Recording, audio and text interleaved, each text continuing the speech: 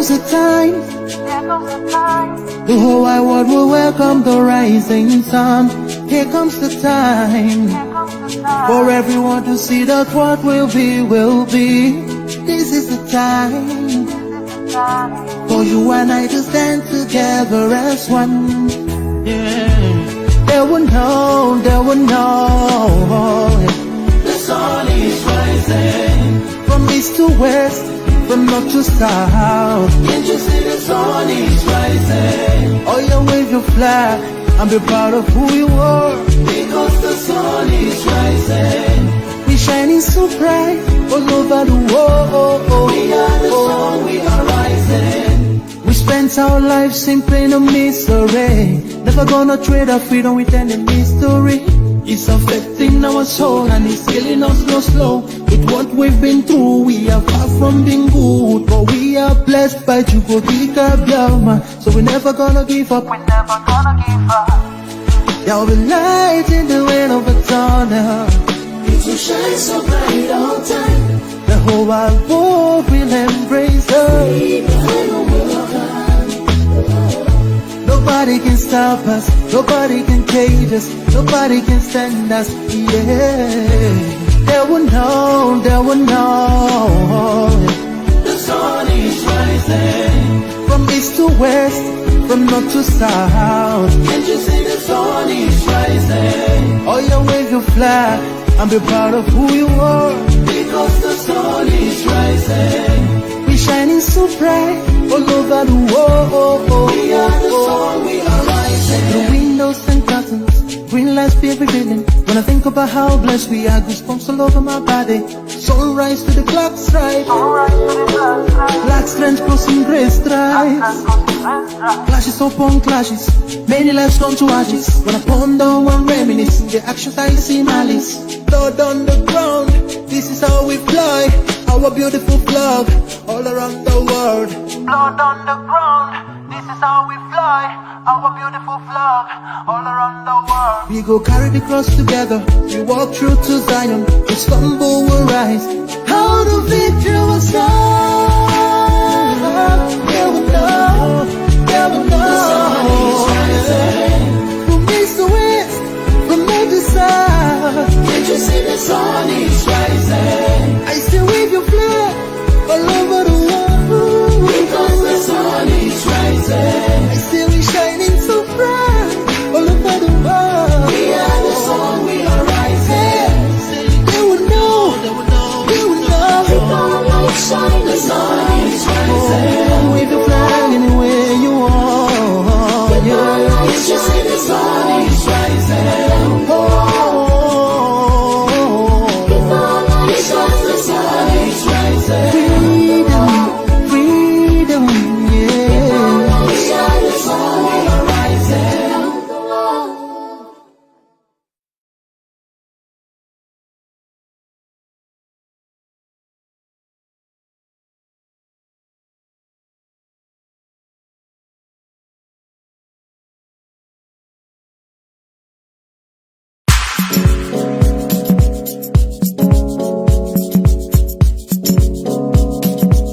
It's M. Josh on the beats. And you know. But in case you don't know, me have to tell you what happened in my country. Now bring it up.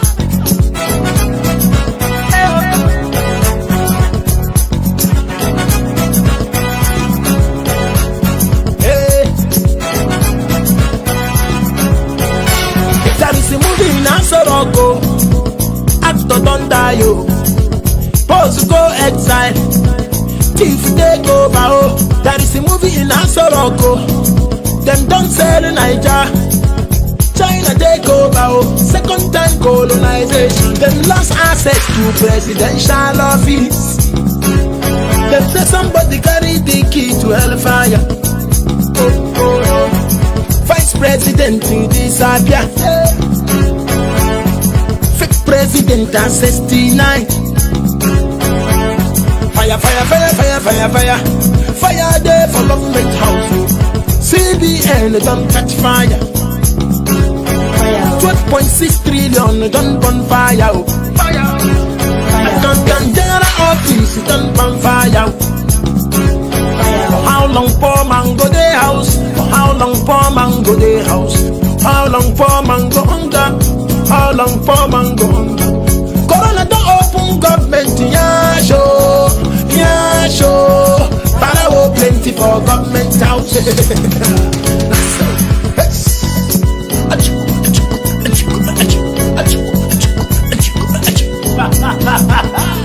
All the loans where they borrow, all the money, where did they take and do?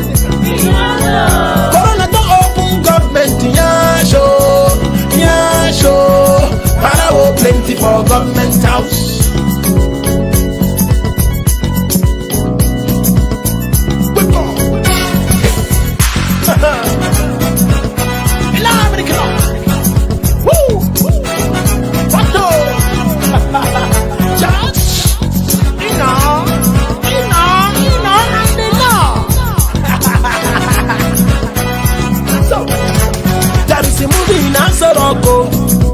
Actor don't die, post go exile, thief take over.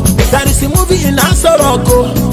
Them don't sell Nigeria $22.7 billion loan, and China don't take over.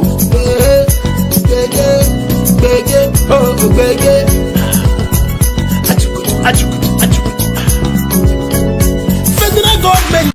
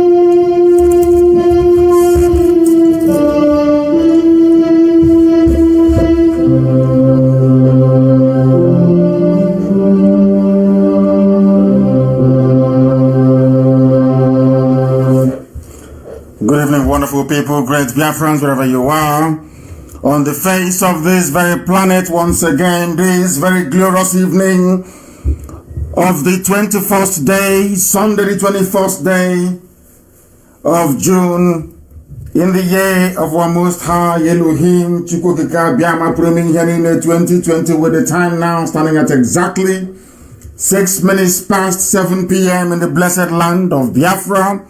I welcome each and every one of you, and as I do so, I will, or should I say, should encourage you to welcome all those who are around you. Because this very live presentation is going out to you in every time zone on the surface of this very planet.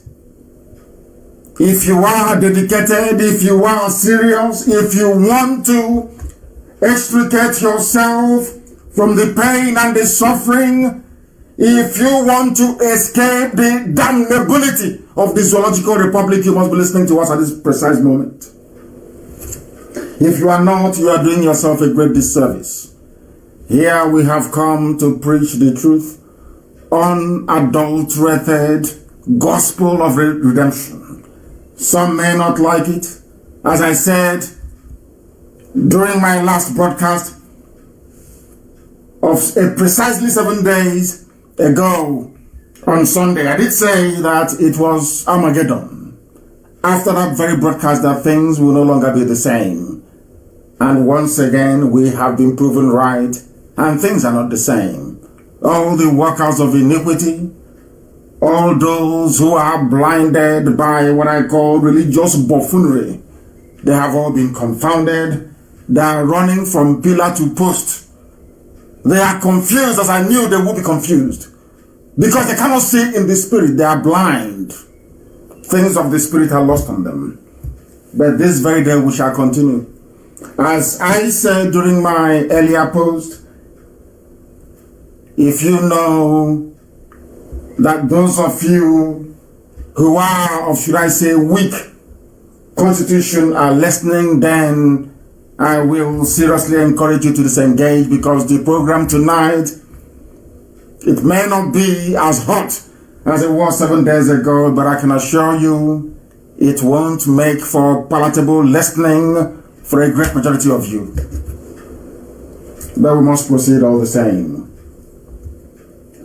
I will say good morning, good afternoon, good evening, and good night to some of you, because the whole world is listening. The whole world is listening. Before I came here on air, I did get a confirmation from Facebook that they are seriously suppressing and interrupting, should I say, people visiting to my page. They are doing all they can to make our work impossible, but they will always fail as they have failed previously. We are live on satellite. Those of you with strong decoder should be able to listen to us, which is what most of you are using in Abuja anyway. If you are in Biafra land, you will listen to us. If you're fortunate enough, via FM, one of our CHKs that is broadcasting in the land of Biafra. If you have a smart device, which most of you do have, you can listen to me by going to my page on Facebook, Mazi Nnamdi Kanu. I have nearly about, say, 300,000 likes, so you shouldn't be able to miss it. There are a few other ones set up by DSS to try to lure people away, to try to confuse people, but have failed.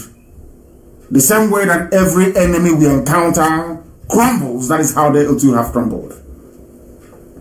We are also on Radio Biafra app, and very soon we are also going to be on IPOB app as well. Right now we are on Radio Biafra app. You can get us via tuning. You can also get us via Sweet Radio. You can get us via all these names I'm mentioning. Just Google them. Log in. Just search for Radio Biafra. You'll be listening to my voice immediately. Some of us have decided to stream us live also on YouTube, which I understand is the means through which most of you are listening. And I will encourage you to also go to Garden Radio as well. In all these places, you will be able to hear us this evening live and direct. I say evening because of where I'm domiciled this evening, the same time as you have in the land of Biafra. My name is Nnamdi Kanu. I am the leader of IPOB, indigenous people of Biafra all over this planet. We are in over 100 countries and counting. We are the largest mass movement on the surface of this very earth, bar none. We are a juggernaut, unstoppable.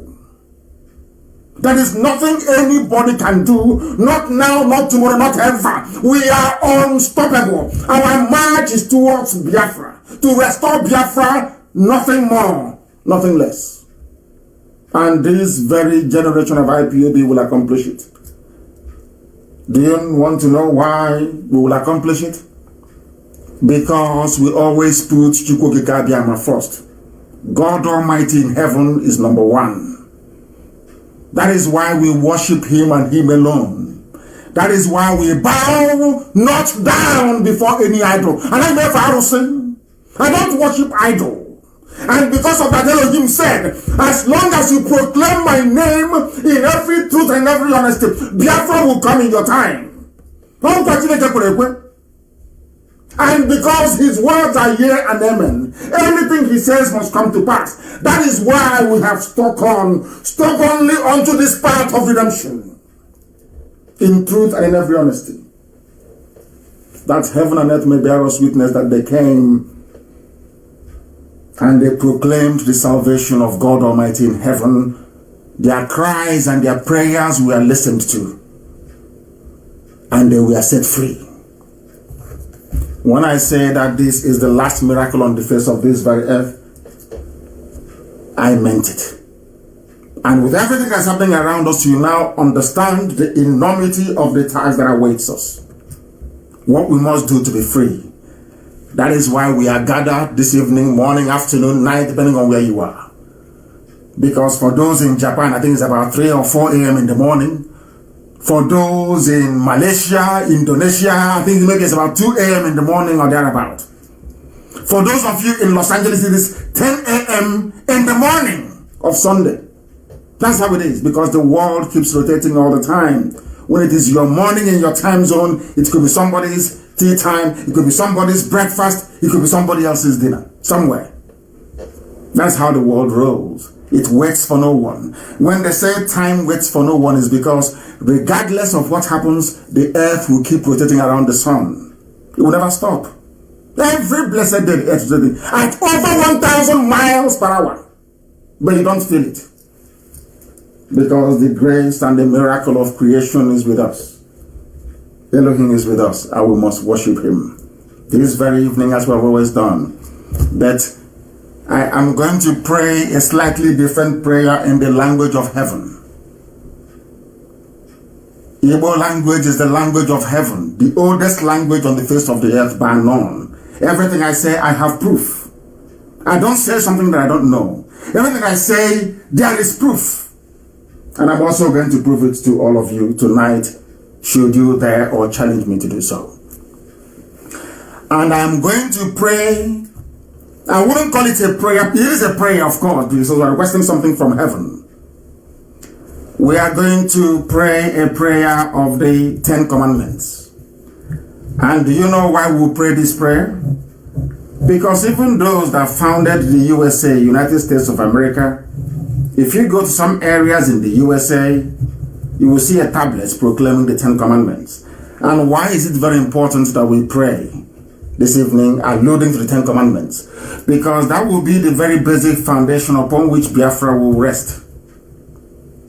I repeat, the 10 Commandments of God that nobody disputes, not even Islam, everybody believes in it. That is the pillar upon which we are going to rest this new Biafra. That is my promise to God in heaven.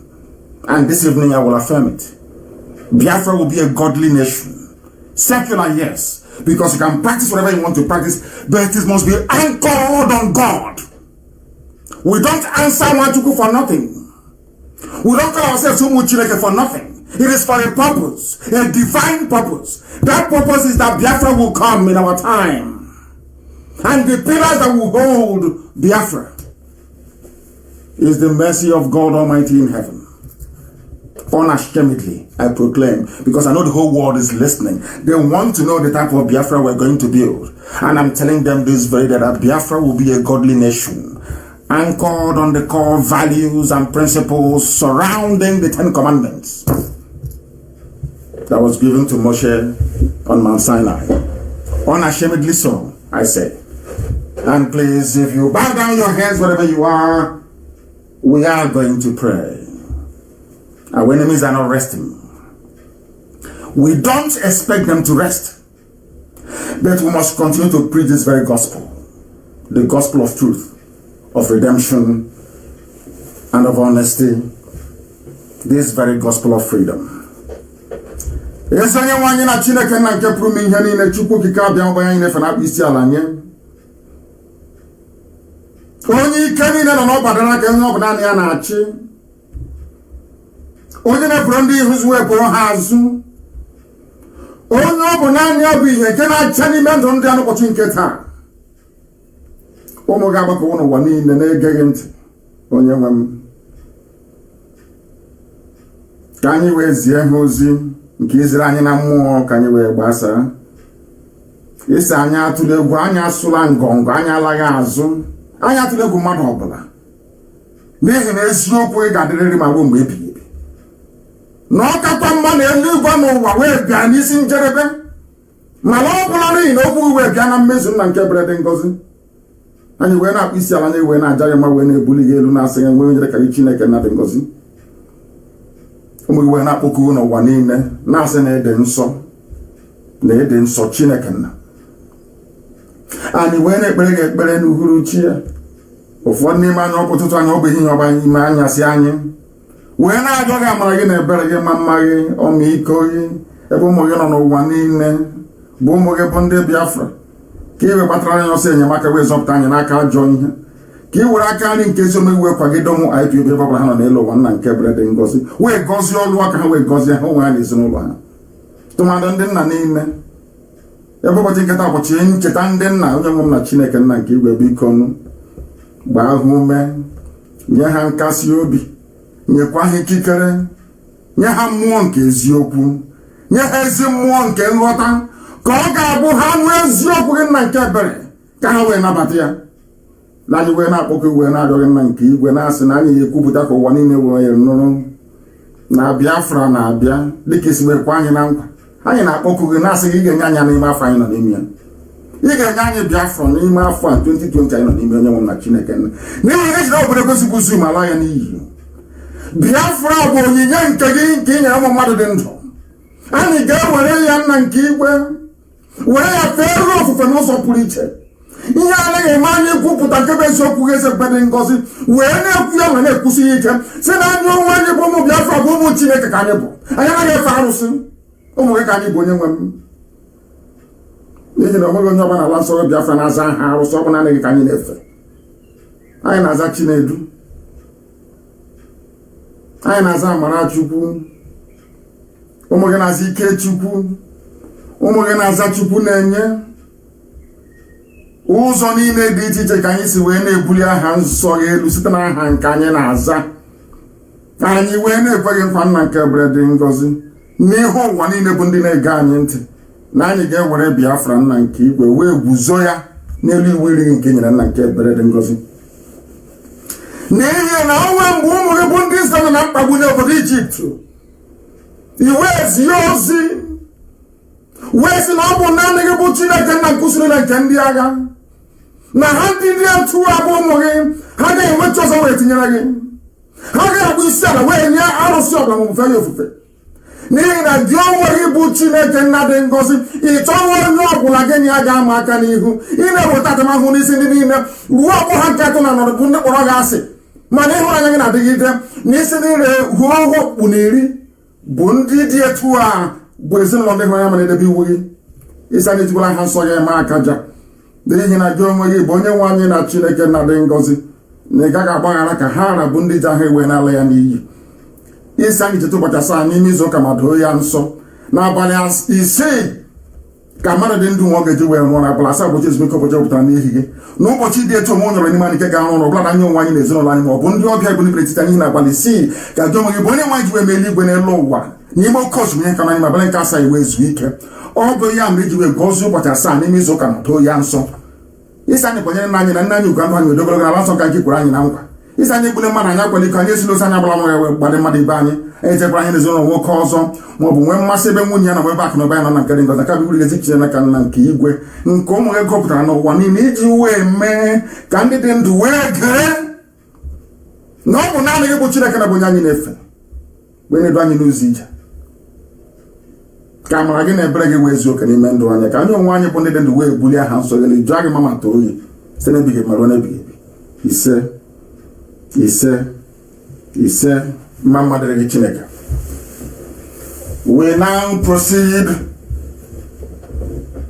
to unveil the truth this very day, that the world may know, because the zoo is crumbling. It has crumbled already. What happened in Ghana yesterday is just confirmation. Because this very year, the zoo will be decimated beyond human comprehension or recognition. Never again will the zoo exist. It's gone. We have not done anything. We have not commenced our march. We have not confronted the Janjaweed terrorists who are in our forests and in our farms. We have not gone out to meet those who are killing us. Yet the zoo is unraveling before our eyes. As always, I will endeavor to wrap every of our discussion this evening around a very common theme. And that theme is that if out of, should I say, a habit of treachery or a lifetime of betrayal, you fail to recognize the importance of the time that we are living in, then may the good Lord have mercy upon you. I need you to understand this very clearly. Because as I say always, we are a highly religious, I say godly people, let me put it that way. Some have turned it into modern day religiosity. What I want to make you understand this very evening is this: that every problem afflicting us as a people, as a race, is our own making. Every difficulty that we Biafrans are undergoing right now is our own making. And we trace it back to one common, or should I say, a simple denominator.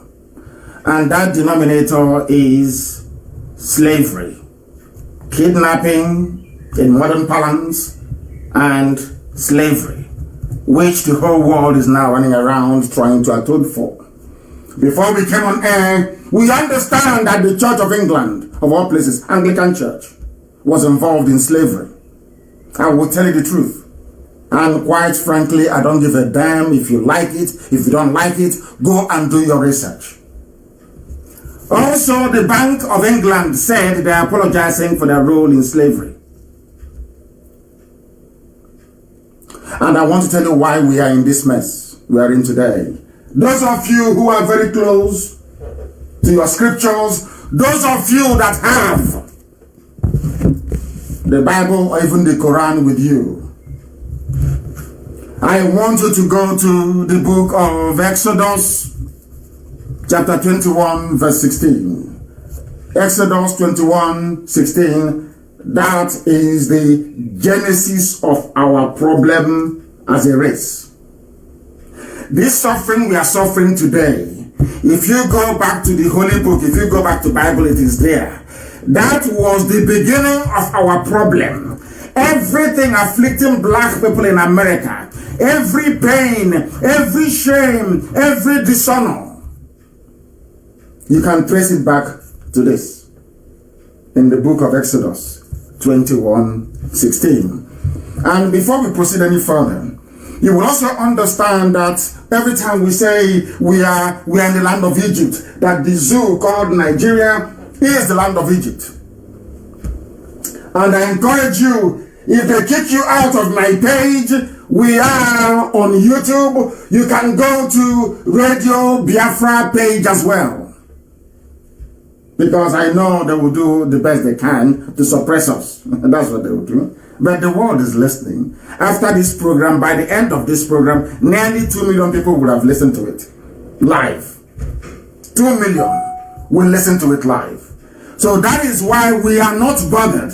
That is why we are not concerned. That is why we will continue to do everything humanly possible to preach this very gospel of redemption. Exodus 21 verse 16. I want to let the whole world understand. I want to let the whole world know where our problems started from, that they may know the truth, and that truth will set them free. Once you commit this crime, once you commit this very crime, you must be punished. Your race will be punished. God will never ever forgive you until you are punished. I want to let the whole world understand that those of us who are the children of light, those of us that supply the bulk of slaves to South America, the Caribbean, and North America, the entire West Africa was more or less emptied. The most prized slaves are those that came from Biafra land. Go and check the books. You will see it and you would know. Do you know what the Bible says in Exodus 21:16? Very, very frightening about kidnapping your people and selling them. It says that he who kidnaps a man, whether he sells him as a slave, remember? Those who are bragging that they are slave traders, they are slave dealers. I want to let you understand the reason why Niger Delta is in darkness this evening. More than any other place, Nigeria is darkness itself. Then inside that darkness there is a place that some people ignorantly refer to as Niger Delta.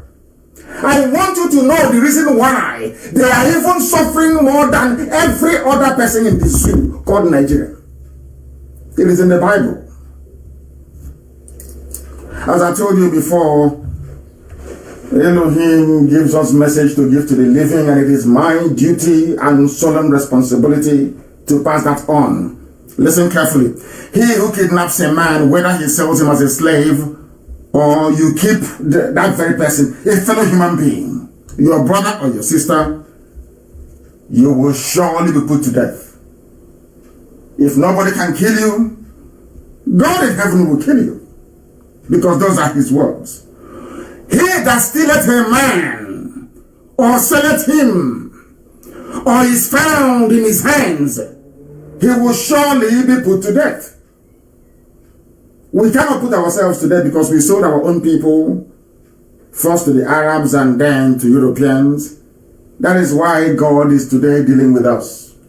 When they kill somebody, you campaign and you say Black Lives Matter, or Black Lives Matters. What you're saying is that I have sinned against God in heaven because we sold our own people as slaves. And why is Niger Delta suffering more than any other place? There is no, I posted something last night. There is no tangible, meaningful development. It's because go and check in the coastal, I wouldn't call it Niger, that's not the name. The name is the coastal region of Biafra land. Go to the coastal region of Biafra land and see for yourselves. The reason the people suffering most from the coastal region of Biafra land were the hotbeds of slave trade. Something that God in heaven is against. Not just then. I want you to also go to the book of Deuteronomy 24/7. To the book of Deuteronomy 24/7. If you go there, you will see what is happening. If you go there, you will understand what is happening. And the reason why you shouldn't be kidnapping people, because once you do that, once you kidnap somebody, you are bringing a curse not just upon yourself and your family, you are bringing a curse on your generation as well. That is why it is absolutely critical that in the next coming weeks and months, when we come to confront the enemies who are within, the Janjaweed that have come from all over the Sahel to take over our land, that we understand this. It is a cardinal rule. It is a cardinal principle that can never, ever, ever be breached. Because black people sold their own kind, that is why the world is treating them like the animals that some of them are. That is why the world is treating them like the animals that some of them are. If you go back to the book of Genesis, I am sorry to dwell on this, but it is very, very critical you understand it. If you go back to the book of Genesis, why did the Israelites suffer in Egypt? Was because the house of Jacob, they sold their brother Joseph. The same thing that God himself was against was what they did. They sold him to the Ishmaelite merchants. The same thing that we did in the land of Biafra. The same thing that we did selling our own people, our own kind, first to Arabs and then to Europeans. And you expect God to love you. It is impossible. You must pay for it. And that punishment is what we are in right now. That was why Elohim in his infinite mercy and kindness decided to, isn't it very funny that the same people that we sold our people to, they come back, they conquered us. And they gave us their religion. Very, very sad indeed. Do you see how the punishment goes? The same thing that happened to the temple in Israel. When they started to worship idol, God went and brought all those nations that they were worshiping their idols to come and conquer Israel one after the other. And sack them. And on the pain of death, threatened never ever to worship God in truth and honesty anymore, until they spent over 2,000 years in exile. Millions dead before they cried, and God heard their cry and decided to deliver them in 1948. This Israel you're looking at only came into existence again in 1948. since the time of Christ. Only 1948. Less than 100 years ago. The Israel I've been hearing about never existed for over 2,000 years. It only came into existence only in 1948, less than 100 years ago. And that is the understanding I want all of you to have as we delve into the main substance of our gospel this very evening. Have you ever asked yourself, why is it that people who you are more educated than, more enlightened than, are controlling you? Have you asked yourself that question? Why is it that some of you never pause to even think nor ponder the absurdity that people that drive cattle from place to place, they are not very fluid in their own language. They cannot communicate very well in the lingua franca, which is English language, but they are in control of your lives. Have you ever wondered why? Do you know why the British gave power over to the Janjaweed, to the Caliphate? All are in the design of God in heaven to punish you for the things that you have done.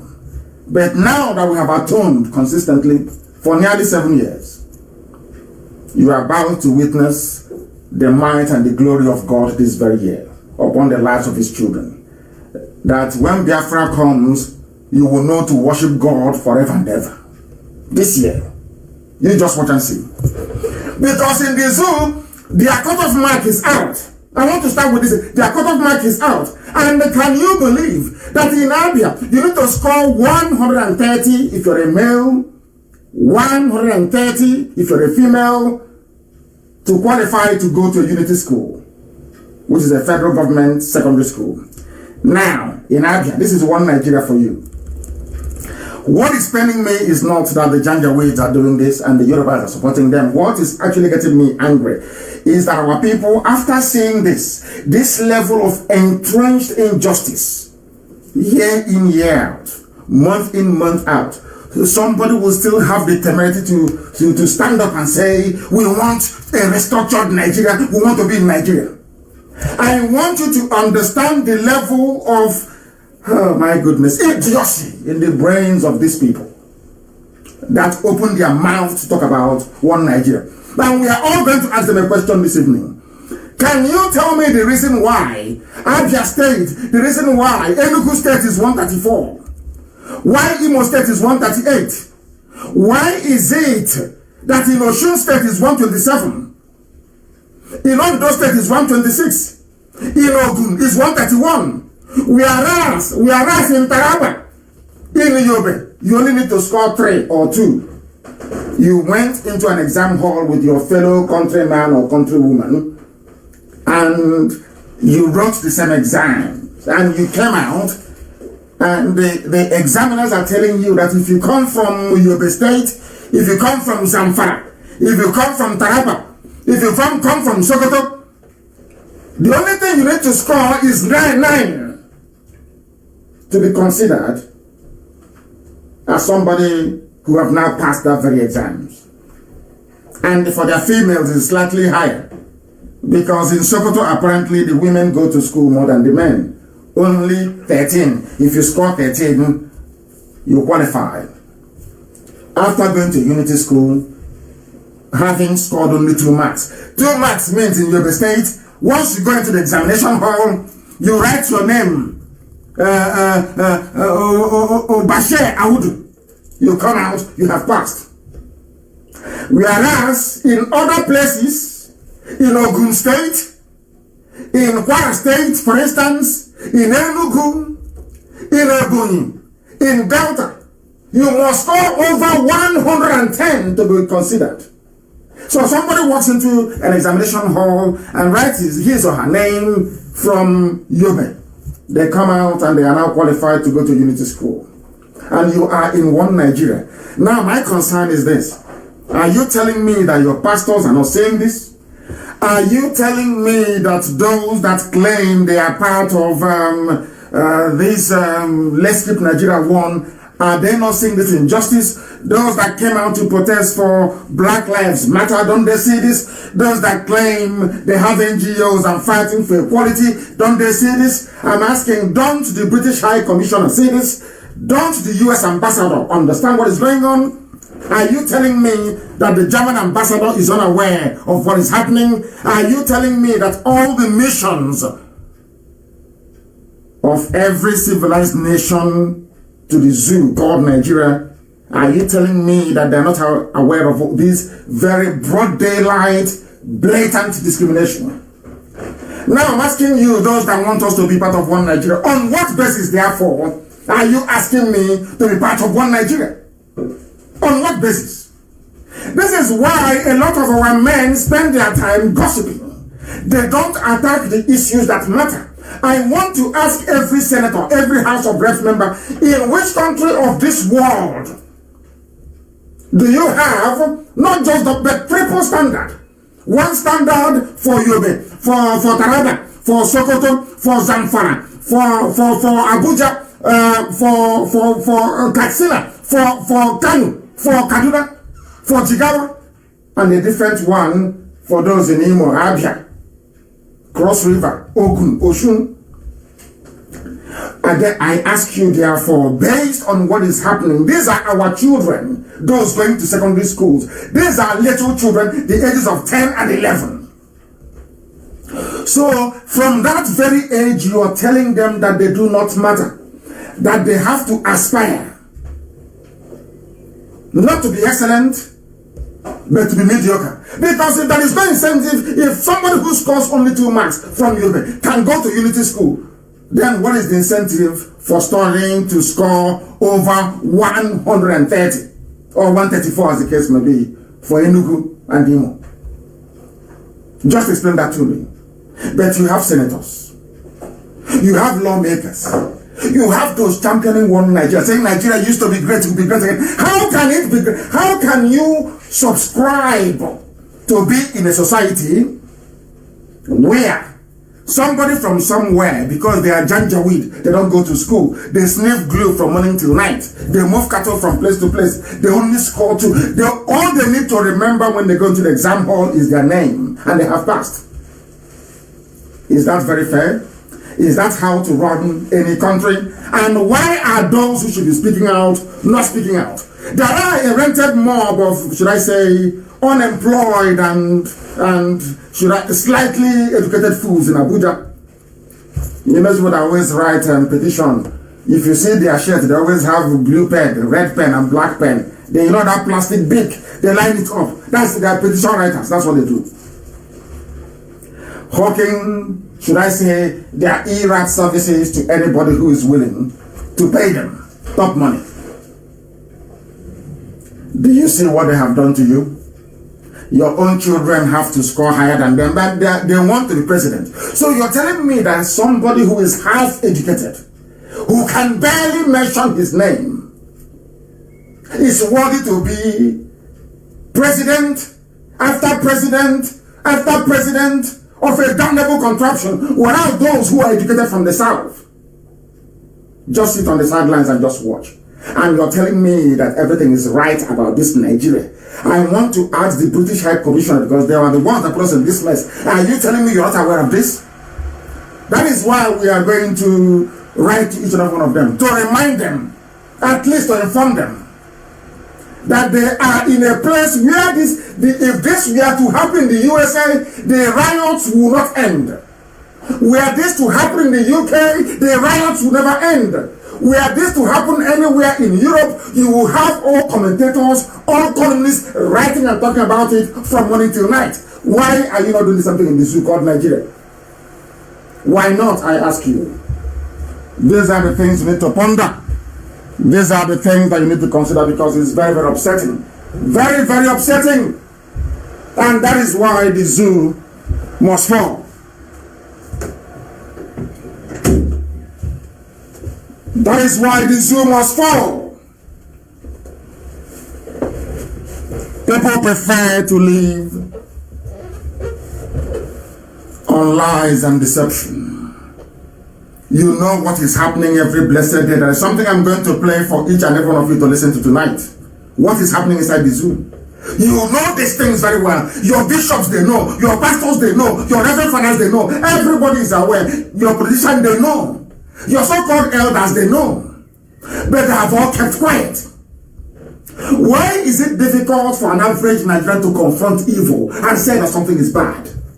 All they care about is tithe and offering, tithe and offering. Every blessed week, tithe and offering. Impunity is happening. They never come to the congregation and they say to them, oh, my children, how come you scored over 100? You cannot go to unity school. There's somebody who only scored 2 in Yobe is going to unity school. Free education. I ask these pastors, do you at all look at your congregation and ask them these questions? Are you telling me that as a so-called elder, a senator, a house of reps, house of assembly, local government chairman, a council, are you not aware of this entrenched injustice? And I'm asking every Nigerian, tell me where else in the world such travesty will be allowed to stand. Show me where. You can't, can you? But you want me to be part of one Nigeria. Do you see why it will never work?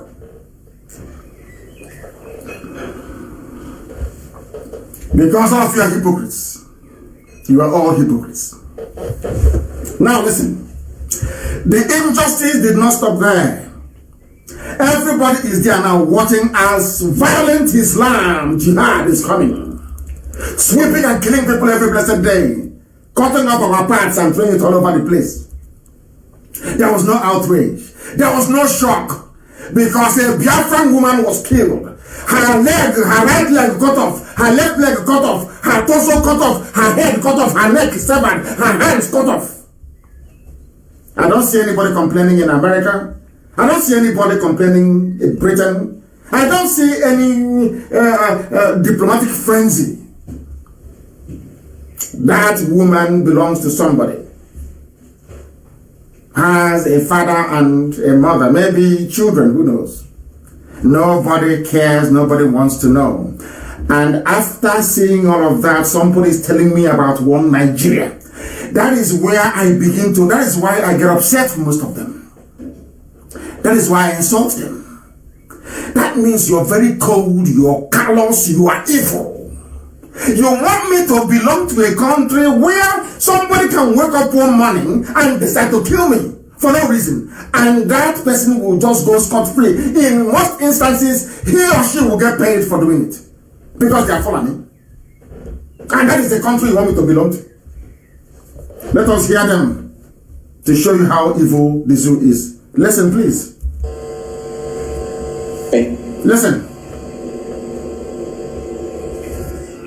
Can you hear me? Yeah, listen. Yeah, I can hear you. Okay, so the call by the governor. That's Ganduje. The government stopped the influx of herdsmen from outside the country. Now remember this. A governor is calling for a stop to the influx of herdsmen, and I've said this thing repeatedly. Can anybody then tell me why the southern borders are closed? You have politicians in the south, so that is to tell you that every politician you have in the southern part of the zoo called Nigeria is in the pockets of the Fulanis in the north. And that is punishment from God. Because as we were selling slaves, so we are the Yoruba. Also, the names actually Duduwa. We'll come to that later. Not Yoruba. Duduwa was also selling their own slaves. Those in Dahomey were selling theirs too. In Badagry. Big time. Selling slaves big time. That is why you see how God punishes people who go against him.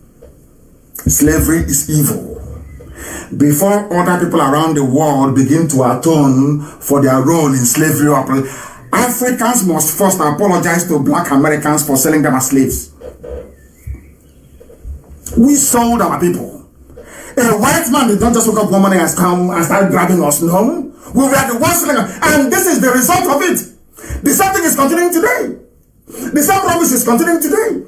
Those of them in the northern part of the zoo, the Fulani Caliphate, they opened their borders from Sokoto to Meduguri. Anybody can come into Nigeria. Go to Benue, go to Agatu, take land, rape their women and kill them. Our army is there, that will protect you. El Rufai will protect you. In the southern Nigeria you want me to belong to? But in the south, the borders are closed. And you're telling me that your so-called southern elders are that they are normal? You want me to respect them? They are there, and this level of impunity is going on. And they kept quiet. And you want because of one Nigeria. Do you see how foolish you are? Those of you idiots from the south claiming that you want to be part of one Nigeria. When will you develop brain and be able to reason? Why did they close your borders in the south but open the ones in the north? Why? You don't ask questions. You don't in your life ask any questions. Nothing whatsoever. Because your brains are empty. All you care about is allocation. Or we have to steal money, or which politicians to carry bag for. After 4 years, who knows, you might start from TC, transition chairman of the local government, and from there you can make your own money as well. You move your families abroad. You buy a fancy mansion in the USA, and you'll be traveling and coming back. And that's it. That's your one Nigeria. That is your lot in life. Because you're a southern politician. You have been programmed to destroy your own people. Especially in Biafra land, our own politicians, by the likes of Abaribe, all the rest designed to destroy your own race. That's all you do. Destroy your own people. Hear them from the north. Hear them very well. Hear them. Decision has happened before as to what to do with that movement within the country. So it's one thing to stop influx from another country. Should this be extended to movements within the country? And if that happens, what happens to when they say, look, we've got right to move around? Those with the right to move around are the cattle headers, the Fulani. You are telling me anywhere in the world are people normal? People are rioting all over the world because of the death of one black man in America. One black man was killed and the whole place is going up in flames.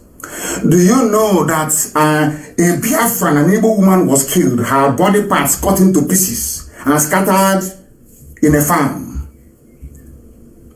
Not one single protest. All those writing their long, useless grammar, I was waiting for them. Not one single protest. I said not one. That is to show you how subdued we have become as a people. Now, you're telling me in a country where you claim that foreigners are coming to kill you in your own land, and it is being discussed as if it is they've just gone to a party somewhere. Just so flippantly. Oh, if you cross the borders in the north, how about those moving that said they have people are discussing the death of fellow human beings as if it is just nothing. As if they've just squashed a tiny mosquito somewhere in their room. Can you believe that? These are the things that when I think about it and a black man, I begin to go crazy. I don't understand these people. You'll be shocked. Listen. Yeah, the call, like I said, the call by the governor to stop the influx of the herdsmen across into Nigeria is a very excellent call, but it should go further than that. And I don't know whether that call, whether the government is together, whether the state governors are in tune with the presidency, or each one of them is doing what he's doing in his own state. But one thing I know is that I have already said it here, that there are hundreds of thousands of these killer herdsmen, which the governor has confirmed that when they come in, they are heavily armed. And in a country, this is a proof that you have no president, you have no vice, you have nobody in power. I don't know how else to explain it to black people so they will understand it. That was why the Zoo High Commission, their embassy in Ghana, was demolished. The Ghanaians know you have no president. How can you demolish? Do you know what the meaning of an embassy? Sorry to digress a little bit from what they are discussing. That is, herdsmen are coming in and killing you. The likes of El Rufai are arming and providing, should I say, political and military cover for these killers to come in to take over our land, to make the geopolitical space, the Nigeria that you have right now, the home of Fulanis across the Sahel. That is their game plan. You know it and I know it. Now the question is, what are you doing about it? We know what we are doing. All of you talking about one Nigeria. I want to ask you, is it in the education system? Is it in which aspect of life is salvageable in Nigeria? I said, which aspect is salvageable? Which aspect is salvageable? There's none. The killers are coming into your country, and this man that is being interviewed by channels is saying, presidency. Where is that hard man, Buhari? You say, oh, his insurgency. Insurgency will come. He's a hard man. He's a general. Where is he? Have you seen how cleverly channels no longer talks about Buhari? Oh, where is the president? It's not presidency. Now, after all these pointers, what again is stopping you people from understanding that you have no president? Do you know the meaning of an embassy? An embassy is a foreign land. Let me put it this way. Let me not use an abstract explanation. Anytime you go to the U.S. embassy or their in Abuja or their consulate in Lagos, once you walk into that premises, you are on U.S. soil. Nigerian government cannot come there to look for you. Remember Chile when Assange ran into Chilean embassy in London? Did Metropolitan Police go there to arrest him? No. Did the army go there? No. Because that piece of territory is Chile. You can't go in there. International diplomatic protocol. Now, once you invade an embassy, it is tantamount to the violation of that country's sovereignty. That is how important it is. For the embassy not to be invaded or no, it was demolished. The Zoo High Commission in Accra was demolished. You have not heard anything from the president of a country whose land was invaded. What does that tell you? Do you see why I am angry with all these fake pastors that are fixated on tithes and offering? Do you see the reason why? Tell me why a country, if you doubt me, go and invade the U.S. Embassy in Abuja. Trump, as you are invading, the president of America will be talking immediately. Go and try it anywhere in the world. But you're telling me that the embassy, let me call it an embassy, the embassy of Nigeria was demolished in Accra. The president did not say anything because there is no president. Absolutely none. None whatsoever. Headsmen are coming in, they're killing. Do you now understand my anger against these people? This is what I'm talking about, the brain of a black man, inability to discern, to reason, to think. People don't even know about what an embassy is. They don't know the sanctity of an embassy. They don't understand it. You think it's just where you go and get visa and you travel, or where you go and get your passport renewed. Do you know the name of an embassy? That piece of embassy who are these people, for goodness sake? Who are they? What sort of human beings are this? They have never listened, they don't think, they don't reason. These are the people in the zoo we are talking about. And that is why we must leave the zoo as imminently as possible. Because some of our people, they don't reason anymore. They reason like the janjaweed. Why they are calling, I have no idea. Why they are calling, I have no idea. But they will call anyway. They will call. That is who they are. That is the way they reason. Very, very sad indeed. Very, very sad indeed. As I was saying before, I was rudely interrupted by that caller who is not paying attention. They're not listening. Because if he's listening, why would he be calling when the lines are not open yet? Why would they be calling? Do you see the reason why blacks are in a mess? Do you now understand it? Why we are in a mess? Do you see the reason why the Fulanis can do whatever they can and get away? Because every ambassador in the zoo has been bribed. UK, US, Germany, all they are there for is how much they can loot. As your politicians are looting, so are they looting as well. Since you want to destroy yourselves, we will help you destroy yourselves. That's what they're doing. Do you now understand it? Do you understand it now? The mess that people are in. The building block for every society, so to speak, is fairness, equity and fairness. What is the fairness in having different cut of marks? Not just maybe 10 or 15 or 20. I have to get 134 from Imo State to go to school. But somebody that is a Janjaweed from the north will need to score 2. And when you have them as president, as finance minister, as the head of strategy and planning in the Ministry of Finance, as the head of budget, you want your country to move forward, to be like Singapore, to be maybe like India, to be growing. Are you not insane? Because from their education, you shall know them.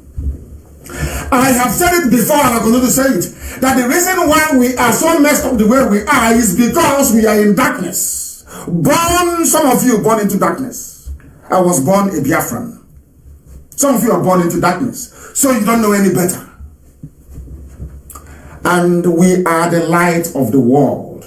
I say it because every Abrahamic faith that you have, the 3 great religions of the world, which is Judaism, Christianity, and Islam, everybody alludes to the fact that God is light. I said everybody. From the Old Testament to the New to the Quran, everybody acknowledges that God is light. And you come from a place called darkness, and you want your lives to be better. How can it be better? In the book of Isaiah 60, 19 to 20 says this there very clearly, that Elohim will be your everlasting light, and your days of sorrow will come to an end. We know what we are doing. Sometimes if you don't understand it, just say you don't understand. Is it the book of Psalm 97:11, that the light shines on the righteous and joy on the upright in heart? Everything is about light. Everything is about light. It is everywhere. All the way to the book of John 1:15, this is Ecclesiastes 11:7. Everywhere is replete with what light represents. That light shines in darkness, and darkness can never overcome it. We are the light. We Biafrans, we are the light.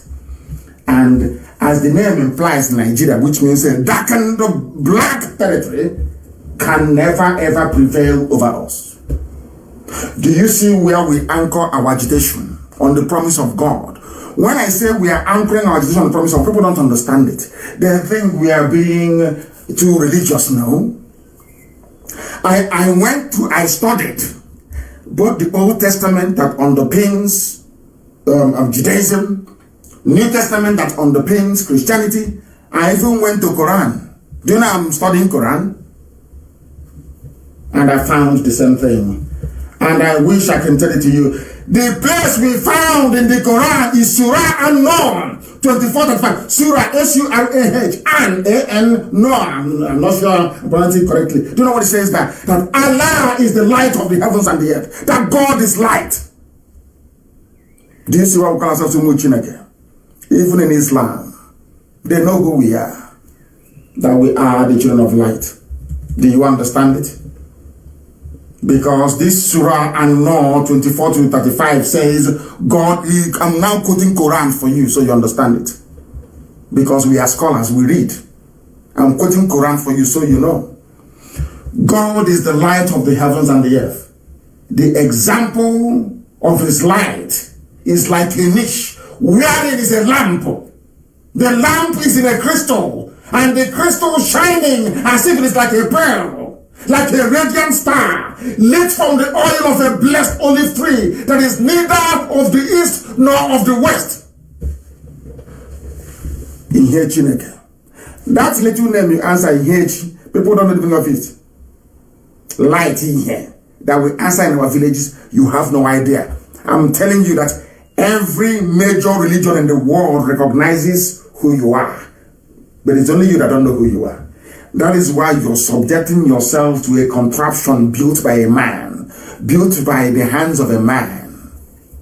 Look at children of God submitting, instead of you to submit yourself to the creation of the Almighty, you're submitting yourself to the creation of a mortal. Very shameful and very disgraceful. But we are here to correct you. And as a result of that, you will remain in mourning. That is why we have been suffering from day one. They keep shrinking us. They have now shrunk us so much that if you ask a typical idiot in Abuja, where is the Southeast? There is Southeast. The 5 states. Because of that pain and suffering that we are undergoing, that was why Elohim Chukwokika made us blind. We have forgotten there are Igbo people in Kogi. We forgot there are Igbo people in Benue. We forgot there are Igbo people in Cross River. We forgot there are Igbo people in Akwa Ibom. We forgot there are Igbo people in Bayelsa. Yes, Bayelsa. Yes. We forgot they took Igbo people away from us in rivers. Took them away from us in Delta. Took them away from us in Edo. Now, are you feeling what I'm saying? Because we have become blind. We no longer seek the face of God Almighty in heaven. As our name says, I say what I say because of what our name says is who we are. Onyinye Chineke. Onyinye. That is our name. That is our own name that God gave to us. Because we represent the light. The name is everywhere. All the way from Anambra, which is the capital of Igbo land, all the way, every party have in here. Everybody answers light in here, light everywhere. And then you come and you cocoon yourself in darkness, that is the zoo, and want God to bless you. God cannot bless you in Nigeria, it's not possible. It is impossible. If you like, remain in Nigeria for 1 trillion years, God will never ever bless a Biafran. Individually, you may be rich, maybe like maybe better or innocent or whatever. You may be boy to Janjaweed and they give you something and allow your business to thrive. But the road that leads to your village will be a death trap. You will encounter armed robbery. You will encounter civil strife. You will encounter pain. You will see suffering on the faces of those that will come to your house every morning. Your life will never be complete if you don't know. Now listen to what is happening to us. There is no lockdown in the north. No lockdown in the north. In Biafra land, they said we should lock down. We should go indoors and stay indoors and lock down. Yes? And now let me tell you what is happening as a result of that. Let me tell you what's happening as a result of that. Listen carefully. Okay, man. Listen. Mm-hmm. She's speaking Igbo language and of course Ngwa dialect. They said it at home. So everybody's at home now, as usual. Now look at how we are being dealt with, how we are being punished. To tell you that the hand of God is in what is happening to us. I'm being honest with you. People who are not in the spirit cannot understand what we're saying. You can never ever understand what we are saying. Because we are now preaching the truth. That is why every force of darkness have now come to fight us. Including Facebook. And I want it to be posted. Where Facebook openly wrote to me and said, we disagree with this your post that you made. We are limiting, which means suppressing the number of people that will see it. And that's exactly what they're doing today. And who are those doing it? Yoruba people working for Facebook. Black people doing this. Do you now understand the mess? When I tell you that the heart of a black man is evil, people say, oh, you're elevating whites and talking down on black people. But all the evil happening is from black people. The people suppressing not just mine, every active IPOB family member on social media, on Facebook, his or her account is being suppressed. Have you asked yourself why? And those who are doing it. Do you think it is Zuckerberg in California doing it now? They got a contract from Nigeria. They took the money. They hired Yoruba people to put them there to be doing it. The same way they hired Fulani people to be managing BBC Igbo for them. The production manager, the program manager for BBC Igbo are all Fulani people. Are you aware of that? Our enemies are plentiful, but we are going to prevail. I'm telling you without any doubt. We have prevailed already. I said without any doubt, we have prevailed. What they don't know is that Facebook doesn't control YouTube. We are there streaming live. They don't control the FMs in Biafra land. We are there live. They don't control the satellite. We are satellite live. They cannot tell TuneIn what to do. They cannot tell Sweet Radio what to do. They cannot tell Simple Radio what to do. They cannot tell Garden Radio what to do. In all these platforms, people are listening to us. That's the hand of Elohim. That's how it works. Let us listen to our mother. Biafran governors are saying, sit at home. Don't go out home. If you come out, we'll kill you. Meanwhile, the Janjaweeds are coming from the north. Let's listen to our mother. From Ongwa. I will interpret for you, please. Don't worry, just listen to her. Yes, ma'am. Yes, ma'am. The brother. All our farms are finished. Okay.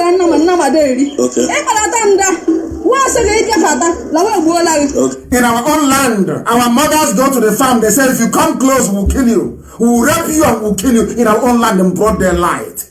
While the governors are saying, sit at home, lock in, stay at home. Our farms are now fertile grounds for rape and murder, destruction of farm produce in our own land, in the land of the rising sun, the very center of this universe. I wouldn't say universe, I'll say the earth. Can you believe that? These are governors. These are so-called political leaders. They foolishly call themselves elite. Do you see what they're doing to you? Do you see why they hate IPOB? Do you see why they don't want us to survive? Because we tell you the truth. This is our mother in the village. Who will hear her voice, if not for us? Who will hear the voice of this woman, if not for us? Let's listen. They brought their cattle into our farms. They basically destroyed the farm produce, fed it to their cattle, and said to our mothers, if you come, we'll kill you. Listen. They have guns. They have guns and knives. Our mothers can no longer go to the farm. As I told you, in the year 2013, I warned you. I said, a time will come, they will rape your daughters. Your mothers will be afraid to go outside. I told you, in 2013, I warned you. But you won't listen. You are doing one Nigeria. You see the result of one Nigeria? Have you, all of you idiots, want to be one Nigeria, you want to form a group and counter IPOB, so want to be one. Have you seen your one Nigeria? Have you seen the result of it? As if whatever the idiot is, have you seen the result of your one Nigeria? Have you seen the damage that's done to us? Psychologically, our mothers, because where we come from, our mothers don't go to the gym, they don't go to old people's home, they go to the farm. It's a form of exercise. They can no longer go to the farms. In our own land, in our own time, in 2020, people are running about, I'm a Nigerian, I'm evil. This thing Nnamdi Kanu is doing with IPOB. Listen to our mother in the village. Because you're in Abuja, as an idiot, the idiot that you are, you're in Abuja, fooling yourselves. You're in Lagos, fooling yourselves. As our mothers are in the villages, afraid to go to the farm.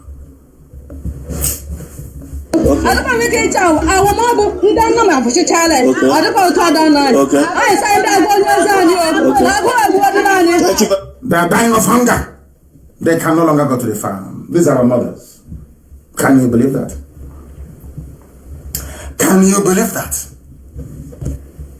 And people are doing, they are doing, Houston. They are doing Ofala. They are dancing Ofala in America. They built Igbo village in America. Whereas the one they have in the village, and the Fulanis can't, their mothers can no longer go to the farm. And they have no shame. They are not ashamed of themselves. And when a white man looks at all these things that is happening, because you have no shame, that is why they treat you the way they treat you. You have no class and you have no shame. That's your mother in the village.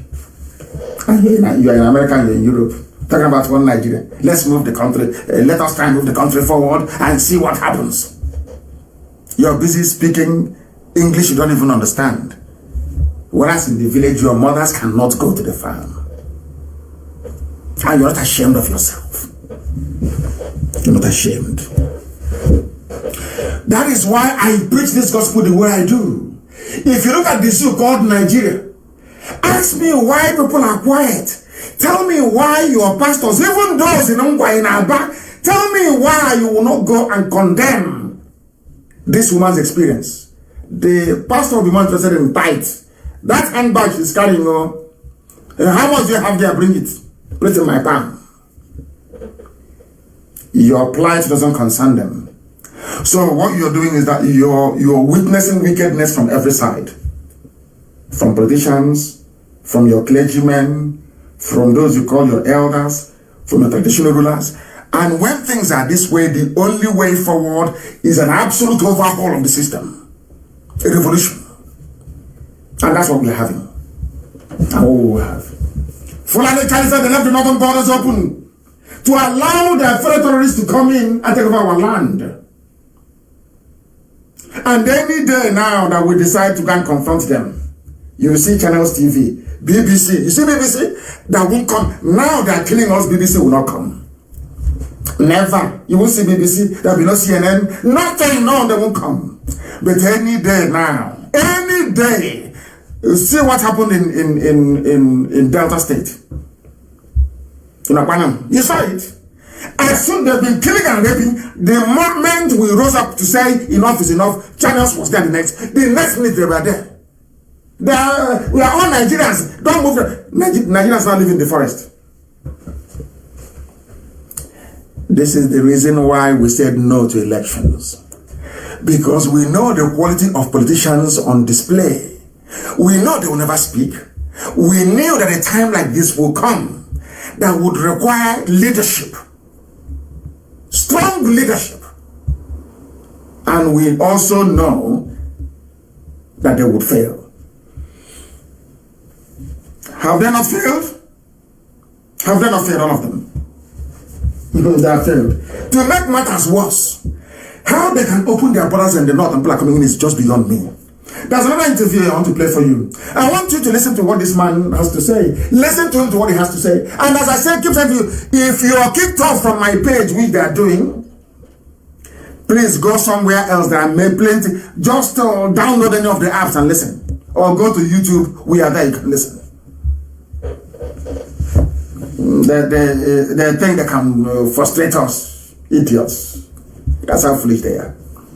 Listen carefully, please. Listen. In Katsina State, listen. I went to Kwatarakwashi. So along the Kwatarakwashi Kankara Funtua route, I saw Hausa youth blocking the road. He said Hausa youth.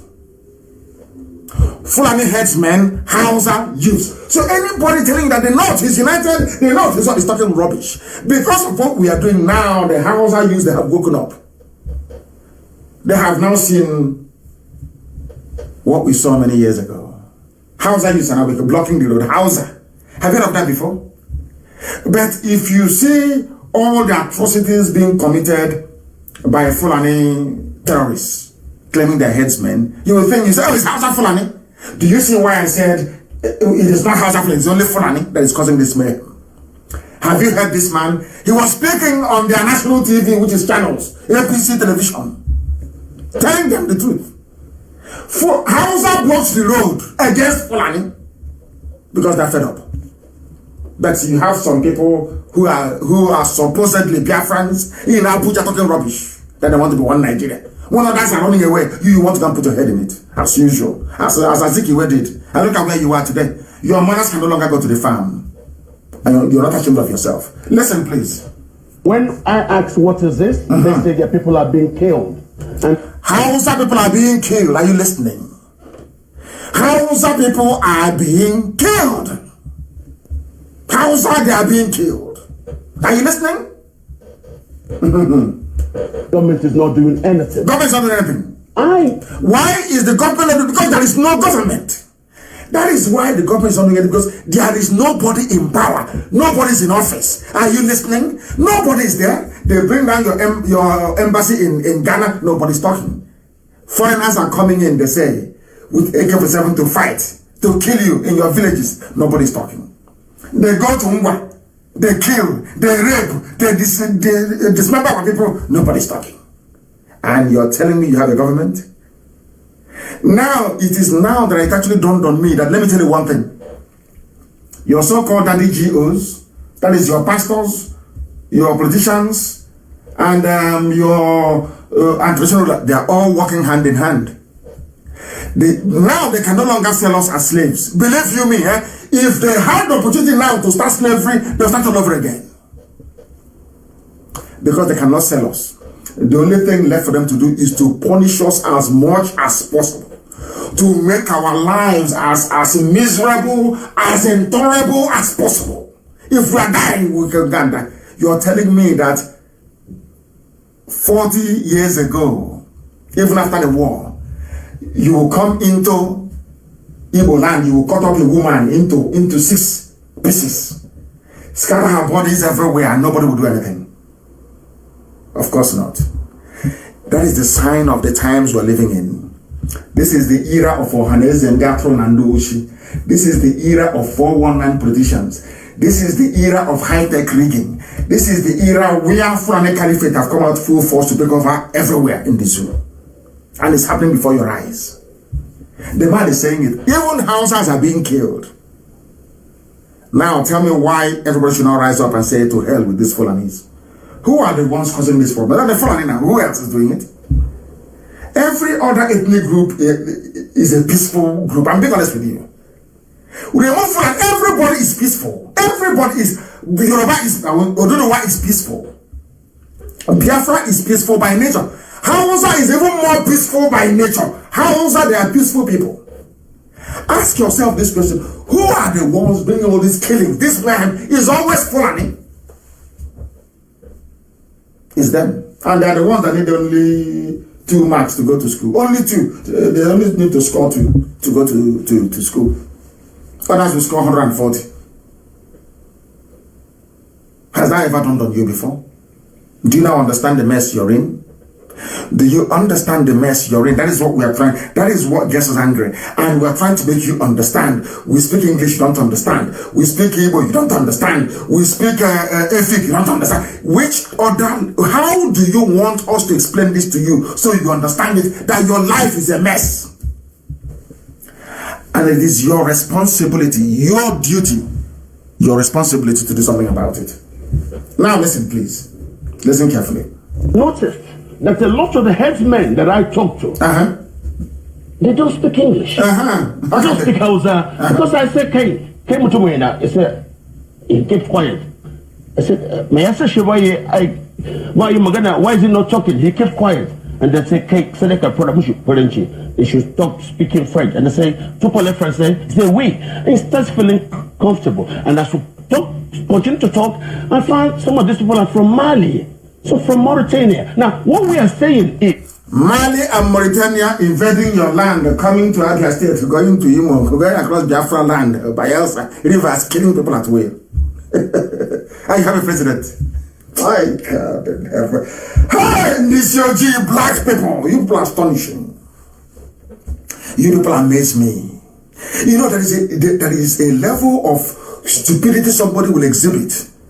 You start avoiding them for your own good. When somebody says, I am a Nigerian, avoid that person for your own good. If somebody says, oh, we believe in one Nigeria, avoid that person for your own good. You are telling me that in a country of professors and lawyers and doctors and what I call backyard elite,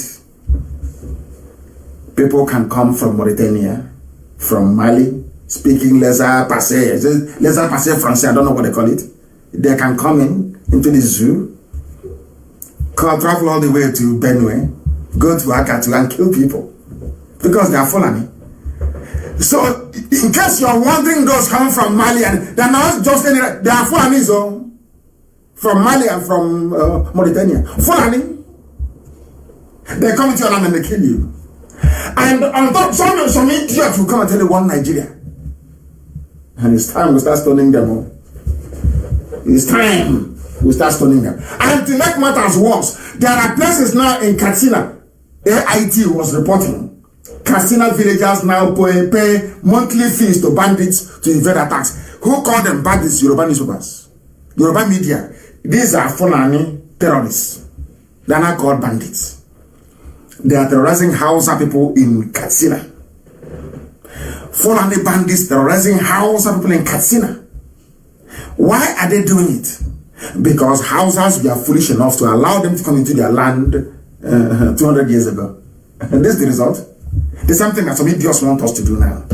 What you want is restructuring. What IPOB is doing is not good. All we want is restructuring the polity. Talking rubbish. Restructure so that sometime in the future, Anambra State will be like Katsina, where we'll now be paying the Fulani settlers in what's it called again? You know, Bunike. We're paying them now to maybe to go to stream to go and fetch water. You know, they're in Bunike big time. They're there, camped big time. And some idiots in the USA is claiming that from Obunike, they are just in the USA eating hamburger. Talking rubbish in America. Whereas their village is gone. That's how foolish they are. How foolish they are. You know that's something about us is that we don't see things or call things for what they are. They go for Obunike, selling land and giving it to Fulani. For Fulani, Obunike is gone. Go there and fetch water, let's see. The same thing that the Hausas did, ignorantly and stupidly allowed Fulanis to come in. Today, they are as useless as the zoo itself. They are now paying bandits to be able, they are paying Fulani terrorists to be able to go and look for something to eat. In Nigeria with a president, with a vice, with a chief of army staff, are you not daft? And you not, why won't I speak to you anyhow? Because you behave like a fool and you want me to give you respect. How is that possible? I'm asking you. How is that possible? How? Just tell me how. You're in a country with a president and people are coming from Mali, from Mauritania to come and kill, and you keep quiet. And you're a president? You people are jokers. Honestly, you are all jokers, all of you. Jokers all of you in the zoo. You are a complete and absolute mess. What some of you don't know, keep saying it, is that some of your criminal pastors are working hand in hand with these equally corrupt politicians who are not only corrupt but very mediocre. They know how to do nothing.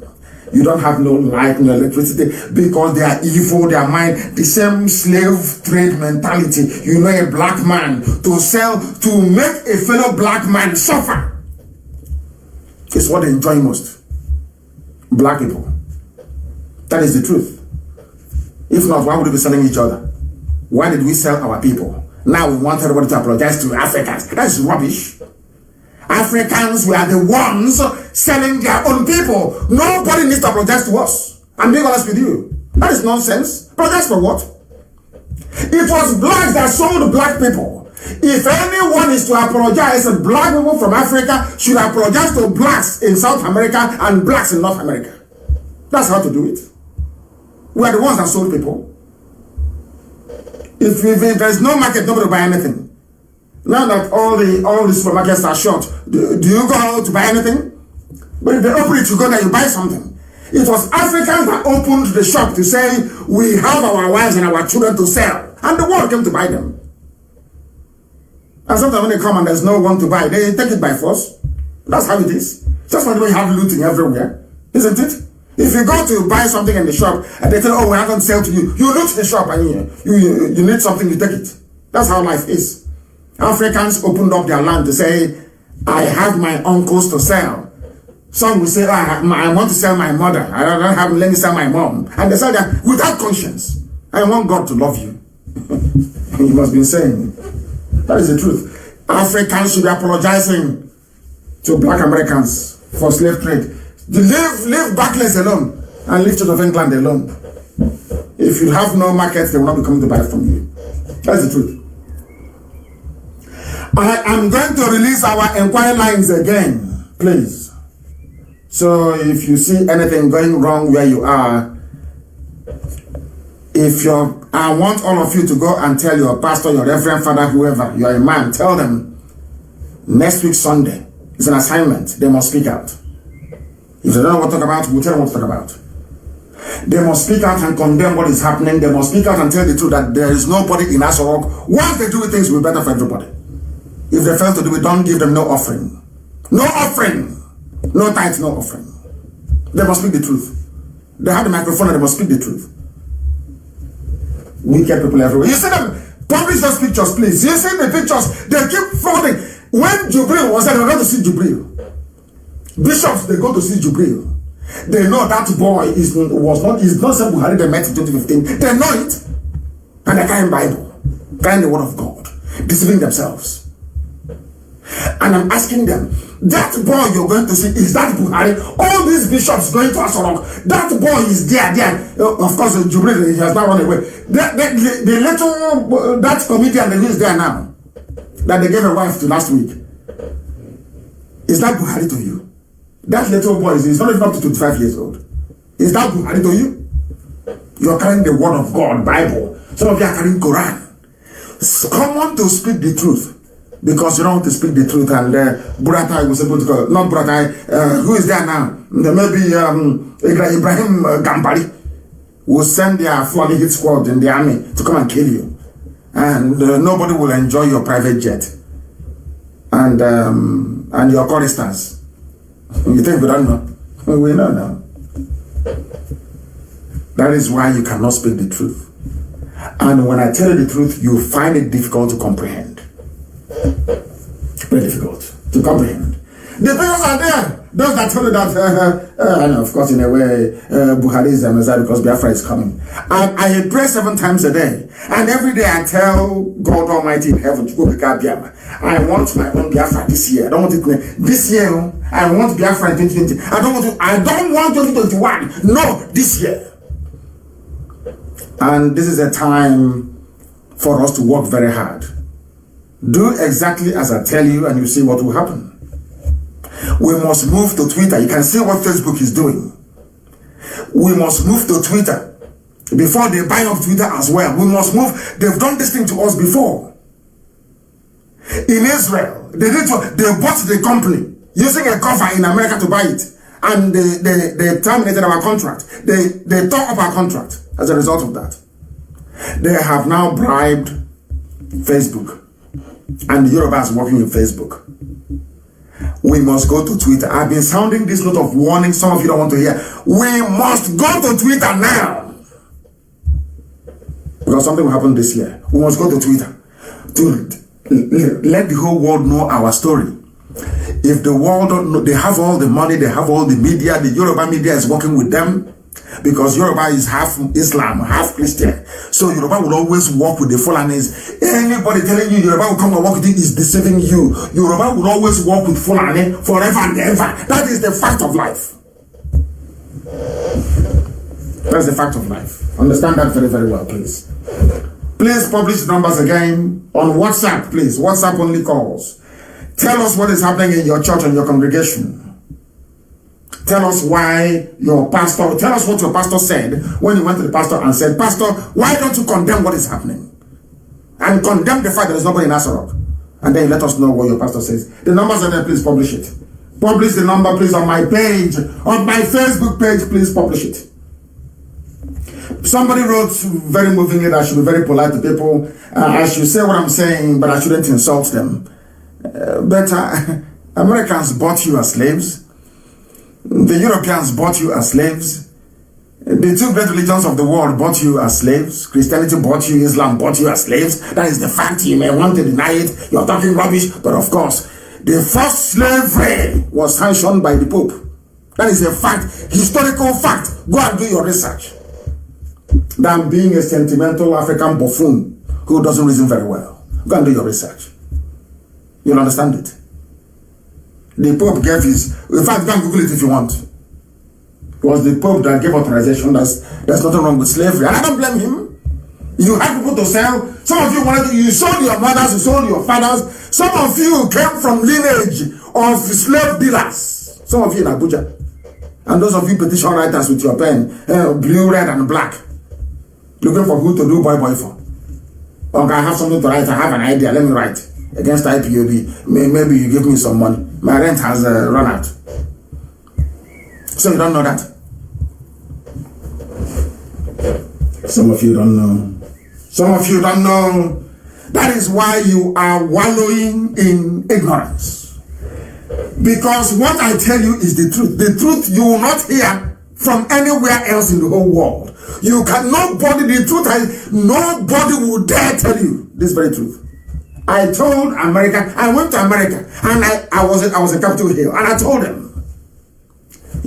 every ambassador you send to Nigeria is a multi-millionaire, because they see the truth and they lie to the State Department. I told them in America, face to face, your ambassadors to Nigeria are corrupt.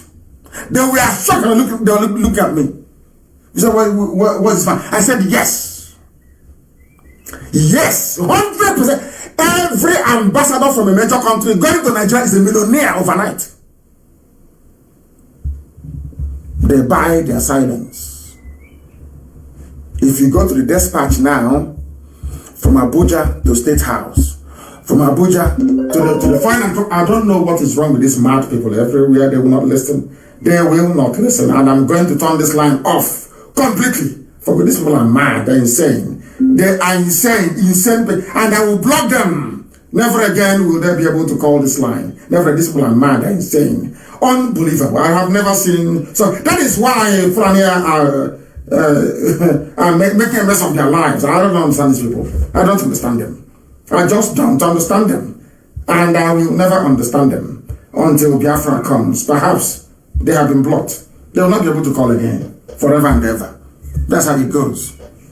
You're deliberately trying to disrupt the flow of this very gospel that we're preaching.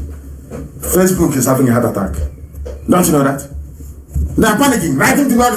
This page is about to be unpublished. We will unpublish it. We are suppressing people coming to your page. We will continue to suppress it. These are Yorubas are the ones doing it.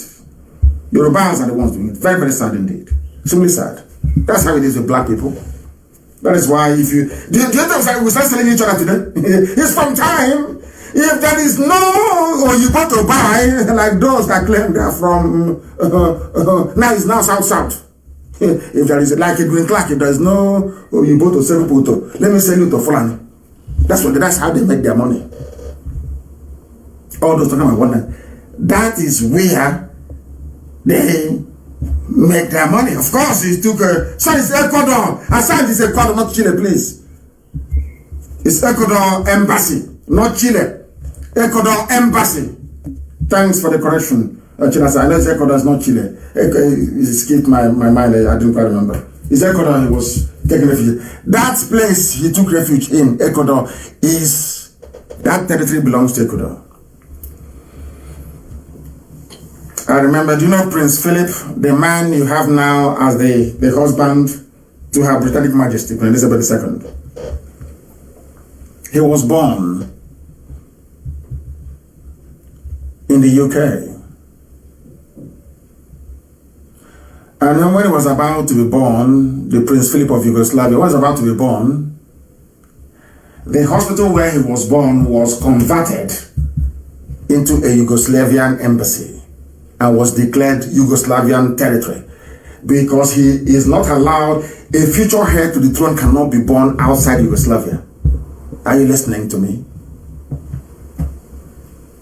The hospital was declared Yugoslavia, so that the child prince can be born there. So in the future he could have inherited his throne. That's how things are done. Every embassy is your home. If the police are pursuing you, you run to an embassy, that's the end of it. They can't go in. It's Ecuador, not Chile, please. I stand corrected. Thank you very much for that. Thank you very much for that. The name Ecuador skipped my brain. Thank you very, very much for that. A lot of people are calling in to say, I don't want it. Don't call, please. No distraction. No distraction, please. And to tell you the mess you're in, which your pastors will never preach about. Remember the man called Magu? Remember what I told about? A while ago, I told them, I just want to, what is happening now is nothing. They're still holding Odisabetu. And I told them, the more you hold Odisabetu, the more mess you'll be in. Now, USA has opened investigation into Funtua and the rest of them. And now, Magu is in trouble as well. And I remember telling you live on air that Magu of EFCC is a thief. I said my justification for calling for the release of Audios Okala and Olisabetu is because those that claim they are prosecuting, they are thieves themselves. I told you live on air here. And now what has happened? Malami is now writing to the presidency because nobody is there. Nobody can remove Magu now. How can they remove him? That's not president. He says that, listen to this, the Attorney General of the Federation and Minister of Justice, Mr. Mbaka Malami, has recommended to whoever they are calling Buhari, I don't know who the person is, to sack Magu of EFCC. What did Magu do? He was diverting funds, which means looting the loot, and also insubordination. EFCC Magu, a Fulani man, is a thief, is a criminal, is a robber. But he put Olisabetu in jail. Put Audios Okala in jail. Thankfully, Audios Okala is out. And Olisabetu must come out. This is only the beginning. By the time we are done with the Fulani Caliphate or Emirate, none of you will go to the US again. All your assets that will be frozen. I told you, that executive order that Trump signed, you don't know what it means. Some of you don't, because of course we don't read. How can we know? We don't read. Tomorrow somebody will tell me, oh, you're trying to value Caucasians over black people because we have failed to reason. And because we have failed to reason, there is no way I'm going to support evil. It's not possible. And when you are in a country where somebody who scores 2 out of 150, they score 2. And they are made president. Somebody who scored 138. They say you are part of the 5%, you will not even appoint you, will not even consider you. And you are in that country.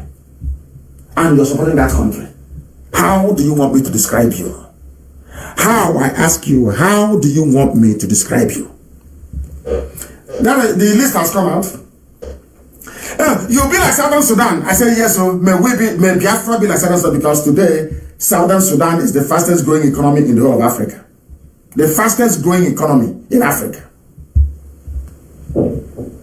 The fastest growing economy in Africa is South Sudan, because they are free from the Janjaweed of the north. And you're telling everyone, what we want is a restructured Nigeria, we are talking rubbish. Nonsense. We are going, Elohim has broken this. What else do you want God to do for you? Is it God to come and do a miracle and buildings will come out and Biafra independence will be there? I've given an example with Jericho, the fall of the wall of Jericho. Elohim said, just walk around the wall 7 times. That's all. I'm asking you, you're not going to walk around that rock 7 times, so with your 2 feet, no? Go to Twitter. We need millions of people on Twitter. And then you see how we're going to collapse the zoo. Just overnight. Because there's nobody there. There is nobody there. There is no Buhari. There is no Sibajo. There is no Buhari. There is nobody there. You do as you like. Don't you know that? That's the end of this. The people holding Nigeria are Yoruba Muslims who are intimidating the Yoruba Christians to align with their fellow brotherhood in the north. We have a pig somewhere, with his, snout in the trough, a pig. Yes, you are. That's all. So Biafra land is free. We are on our own. We have some traitors, that is true. We have, Ohanese has been established as a treacherous group of, how can I describe them? I have no words to describe them. The day their evil will make bare for all to see, that day you will know that these men they don't deserve to live. I'm telling you the truth. Because of them, that is why when your mother goes to the farm, they rape her. Some of your mother won't tell her she's been raped. If our mothers tell us what they encounter in the farms every blessed day, then you will know.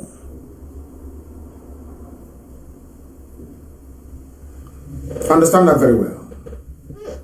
South Sudan, number 1. Rwanda, number 2. Ivory Coast, number 3. Cote d'Ivoire, number 3. Number 4 is Ethiopia. Number 5 is Senegal. 6 is Benin Republic. 7 is Uganda. 8 is Kenya. 9 is Mozambique. 10 is Niger. Anyway, Burkina Faso is number 11. There is no zoo. A Fulani woman that went to school with only 2 is in charge of your finance, and you want to be considered as a developing country. You are insane. It never happened. No president either. Your pastor will not tell you about this, because let me tell you the truth. No amount of Holy Ghost fire can give you a job. The world is not like that. No amount of Holy Ghost fire or quoting of the Bible can give you accommodation. You can stand on the road, that's your potholed road, and pray and, I don't know, call down fire from a mountain. That road will never be built.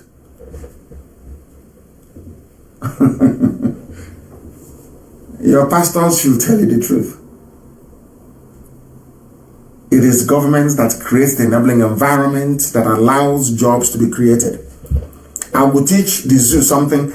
You see the railways that are building all over the zoo, apart from Biafran. I was the person that gave them the idea when I was in detention at DSS. I gave them the idea to build railways. Me, Nnamdi Kanu, I told the Nigerian government to go and build railways. I told them, they were wondering how they can get employment. I gave them the idea, personally I gave it to them. But let me give them another advice.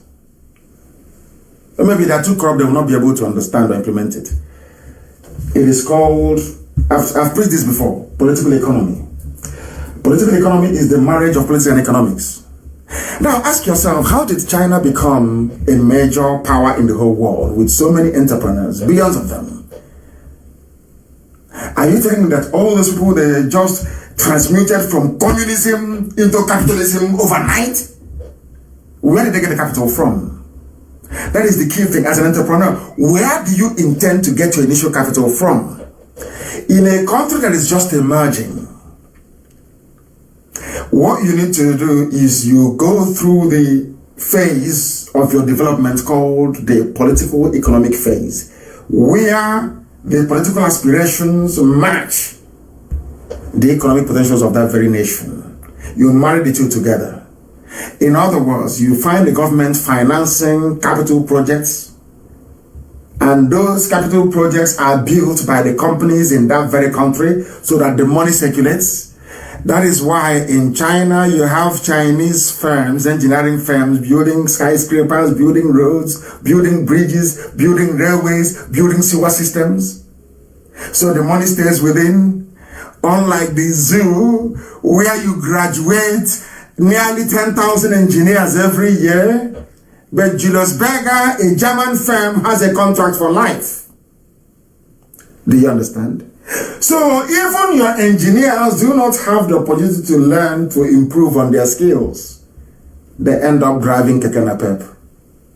Do you see how we have turned life upside down? The meaning of life does no longer exist. It doesn't exist anymore. That's how foolish we are. That was why people are now beginning to realize that Asorok is empty. Your daddy GOs, they know about this, but they will never ever utter any word. Because, believe it or not, some of these pastors, I said some of these pastors, they depend on corruption in the false federation of Nigeria to continue living large, buying aircraft at their own expense. Let me tell you one thing you don't know. If we do the work we are to become free today, every mega Yoruba church will collapse. Do you know why? People will focus all their energies on developing the land for everybody. And once people realize that prayer and fasting alone cannot give you a job, prayer and fasting cannot give you a house, prayer and fasting can never ever in your life give you a good road, they will abandon them. So for all these corrupt pastors to remain relevant, they need corruption in Nigeria, and they need the broken system of Nigeria to remain in place. Simple logic. Simple logic. Because are you telling me people will be busy? If Oduduwa were to be free today, or Biafra to be free, we will have time to go to church. We'll walk 24 hours a day. We'll be working every day. We'll go to work. And then, only then will you realize that the knowledge of God is a personal encounter. Not something that somebody will tell you about. It's personal. Very, very personal. Very, very personal. Why should a man of God, I ask you, why should a man of God be afraid to stand up to say that the demolition of the Nigerian embassy in Ghana is an affront? An affront. But people will look at it, I don't know where, but they are all graduates. So some of them have PhD. Can't you sit down and ask yourself, why would a restricted area be breached? Not only that, and the buildings destroyed. Why? And the president of the country affected hasn't said anything. What sort of human beings are you people? What sort of human beings are you people? What sort of human beings, I ask, are you people? I don't understand it. I just don't understand it, and I will never understand it until everybody begins to reason like a human being. Until we begin to reason like human beings, I'm telling you. Right now we don't. We do not reason like human beings. We don't. I tell you, it's disgraceful and very shameful. Somebody wrote to me and said, please try to be kind. There are many people that want to listen to you, but you insult people a lot. His name is Victor, because I read every comment on my page. Actually, I do. It's Victor Linus. He wrote and he said, Mazi Nnamdi Kanu, please, we want you to speak politely. We want you to be ruthless and insultless tomorrow. He was writing yesterday. Remember that thousands of people are watching you. I thought I would have said millions of people are watching.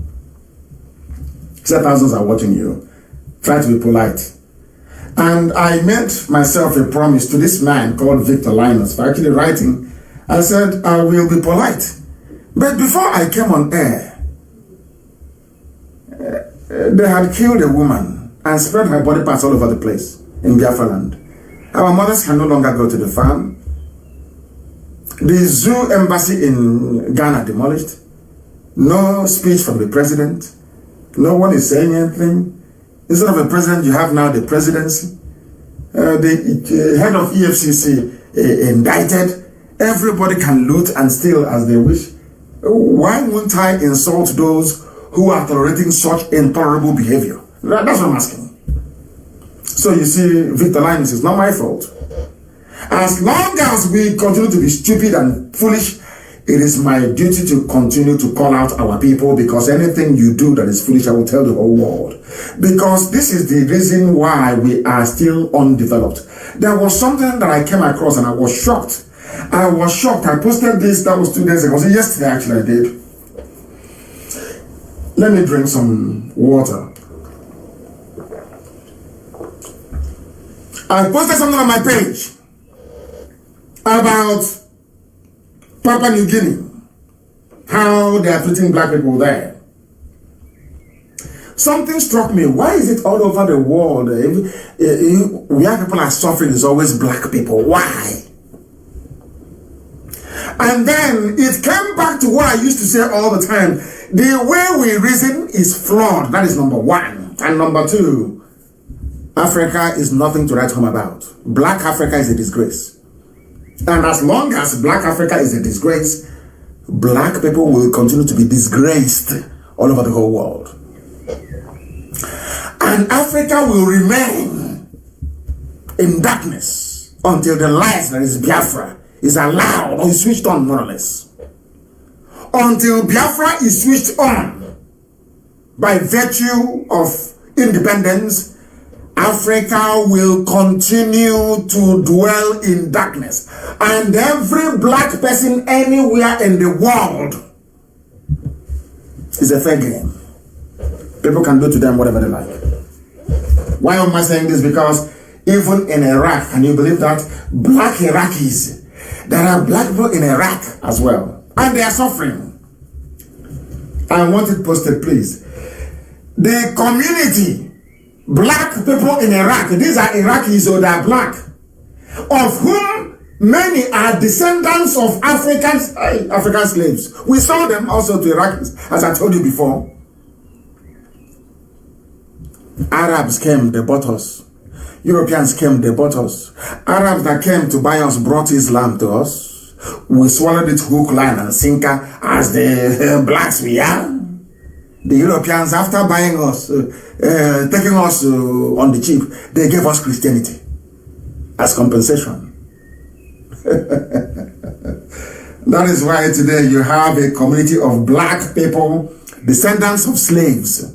They are in Iraq, and they are crying also. They said, what happened to George Floyd has taught them a lesson that they too are suffering in Iraq of all places. There are blacks there. How did they get there? Through slavery. And who sold them? Fellow black people in Africa. And you want God to love you. That is why that Bible you're carrying, sometimes you're wasting your time. What God wants you to do, you have not done it. True repentance can only come by setting the children of God free. Until that happens, your daddy G.O. will never speak out against the evil happening, because he is a direct beneficiary. He is benefiting from the corruption in Nigeria. Without corruption, how are you going to have mega churches? How? People go to church because they are suffering. People are in pain. There is hunger and poverty, so they have to go somewhere to look for a miracle. When you're comfortable and you're very wealthy, are you looking for a miracle? Then, only then can you worship God with clarity of mind and a sense of purpose. Not when you're hungry. You'll do anything to survive. If they say, give me that 100 naira you have now, so that God will bless you tomorrow, you have food tomorrow, you will give the person immediately. That is why they preach prosperity. They don't preach salvation. They preach prosperity. Like God said, go and multiply you, I'll give you all the riches. And they are flying in their private aircrafts. And you can't even go to the farm to go and harvest cassava, to fry garri to sell, to pay the tithes for next week. And if you give them, they will take. They see all this evil happening, they say nothing. I am saying it now and I will keep saying it. We black people, we need to apologize for our role in slavery. We started the selling of people. We did. Africans did. Africans must apologize. Not Europeans or Americans. So in our next life, we'll learn how to value life. I've shown it to you in the book of Exodus. 21:16. The day we started selling people through the coastal region of Biafra land, through Ijaw land, we started selling them. That was the day that God said bye-bye to Africa. That you people are evil. You are the only people in the history of humanity to commercialize the sale of your own people. In the history of the whole world. And you want God to, you're going against the word of God. And you want God to love you. I think some people are insane. You don't know God. That means some of you don't know God. You don't know the God you claim you worship, you don't know him. You have no idea who he is and how he operates. He gave you a commandment. Do not sell anybody. It's here in Exodus. If you sell, your punishment is death. Are we not dying today for selling our people to Arabs and to Europeans? And you still have the temerity to get up and to say Black Lives Matters. Matters to who? To you that sold them? Have you repented in Africa? You that sold them from Africa, have you repented? Have you repented yourself? You have not. You are still selling them. The only reason why you're not selling us now is because there is nobody to buy. So I'm so sorry. In fact, we are still being sold in Libya. Are we not being sold in Libya? Where is this your moral? Where is this your righteous indignation? Where is it? How come you're not morally outraged about what is happening in Libya? Blacks are being sold in Libya right now, right this very second. What have you done as a black man or a black woman? What have you done? Nothing. You've done nothing. Got to go and pray and fast, so God will bless you as He blessed your neighbor, without going to work, without investing your money. Let me tell you something. Let me help grow the zoo economy. That money you pay as tithe every week, go and invest it in the Lagos Stock Exchange. Put that money there, and after 1 year you go back and see that is correct blessing. You see it before your eyes. You will see God blessing you immediately. All the money you gave to Daddy G.O. to buy jet, how did you benefit from it? All the money you gave to Daddy G.O. to go and buy private jet and build mansions, how did you benefit? The money you give to IPOB, we are fighting for Biafra, and Biafra will come, you will see it. That is what is getting you. The money you give to the GO, what is it going to get for you? Unless you're telling me that to get into the kingdom of heaven, you need to buy your way through. Is that it? Of course, the people are complaining that the Facebook is cracking very seriously. Of course, it will crack. It will crack. Let us stop let us please go to YouTube and you go to I don't know if Radio Biafra is stable. I don't know if Radio Biafra Live is stable. Radio Biafra is stable. I think it is stable. My page is under tremendous attack. Heavy attack. We are going to come out of it and then restart it all over again on Facebook. Please try to bear with us. We are going back. They can't handle this gospel, can they? It's your Kuchineke. It's your Kuchineke. They cannot handle it. They can't. How can they handle it? It is impossible. They can't. Because they are criminals. They are criminals. They are criminals. They cannot handle it. They can't handle it. We are going back live on my page, of course. We are going back live on my page. We're going back live on my page. We are back again live on my page. On Facebook, at Mazi Nnamdi Kanu.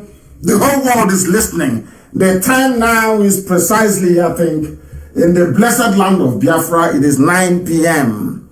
9 p.m. in the blessed land of Biafra. I think they have shut the whole thing down altogether. Anyway, I think they have shut it down. I don't think. They don't want me to broadcast on my page anymore. Oh, nothing. They're coming back now. They're coming back. Oh, dear. Zoo. And their Yoruba sidekicks. Radio Biafra is very clear. They're saying, somebody, Amy Patrick said I should continue. Yes, Abaneje, yes, they said I should continue. Radio Biafra is loud and clear, so Radio Biafra is okay then. It's okay, that's very good. Then we are back again on my page. We are back again on my page. I don't even know, now they're not even showing me how many people who are listening. They can't even tell me how many who are listening. That is how terrible it is. They are panicking. They are panicking. They are panicking because they have lost it. They have lost it. They have lost it. And we have won as usual. The whole world is listening to us and they're panicking. There are blacks in Iraq, they are suffering, or the blacks in Iraq, and who is responsible for the suffering of black people in Iraq? Africans that sold them, please, not Arabs. Africans that sold Africans into slavery should be ashamed of themselves. They should be ashamed of themselves. They are ashamed of themselves. Everywhere else is very clear, apart from my page. Then we must continue to preach, as Elohim has commanded us to. We must preach this very gospel. Now, there was a man that attempted to speak. And I keep asking, why are you silent? I asked the pastors, the religious leaders, those that claim that traditional rulers, how come all of a sudden the Sultan of Sokoto is no longer, Sultan of Sokoto, you no longer speak? You no longer talk.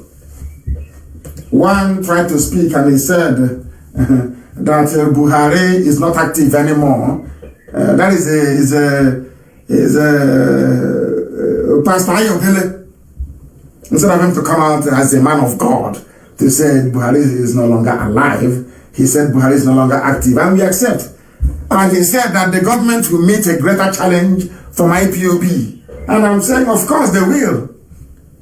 2020, hey, they will, oh, they must. They must. I'm planning to live this year. This year. What am I doing in the zoo? What am I doing in the zoo? What am I doing in the zoo? They brought out one idiot to say that South, you know, at least as I wrote, we have cured them of the disease of Niger Delta. Darkness inside darkness. And that is why the waters of the Niger Delta, as they used to call themselves, is black, polluted and very filthy. Because you said you are Niger Delta, which is black, darkness, and a delta of darkness inside Nigeria, which is darkness itself. Double darkness, only you. And you want to be developed. You have cursed yourself already. Now they have run to South. Now this Pastor Ayodele is telling you that the zoo is being on a time bomb. Why won't it be on a time bomb? Why not, I ask? Of course it will be on a time bomb. Why shouldn't it be? The question about money if we are going home this year. Oh, the zoo. Anyway, let me not say much. I will continue to focus my lectures on these critical areas, given that it has come to our understanding that the root of all the problems associated with the shameful plight of a black man, or should I say black people all around the world, stems from, it is coming from our subconscious ignorance. A black man is ignorant, subconsciously is ignorant of the facts of life.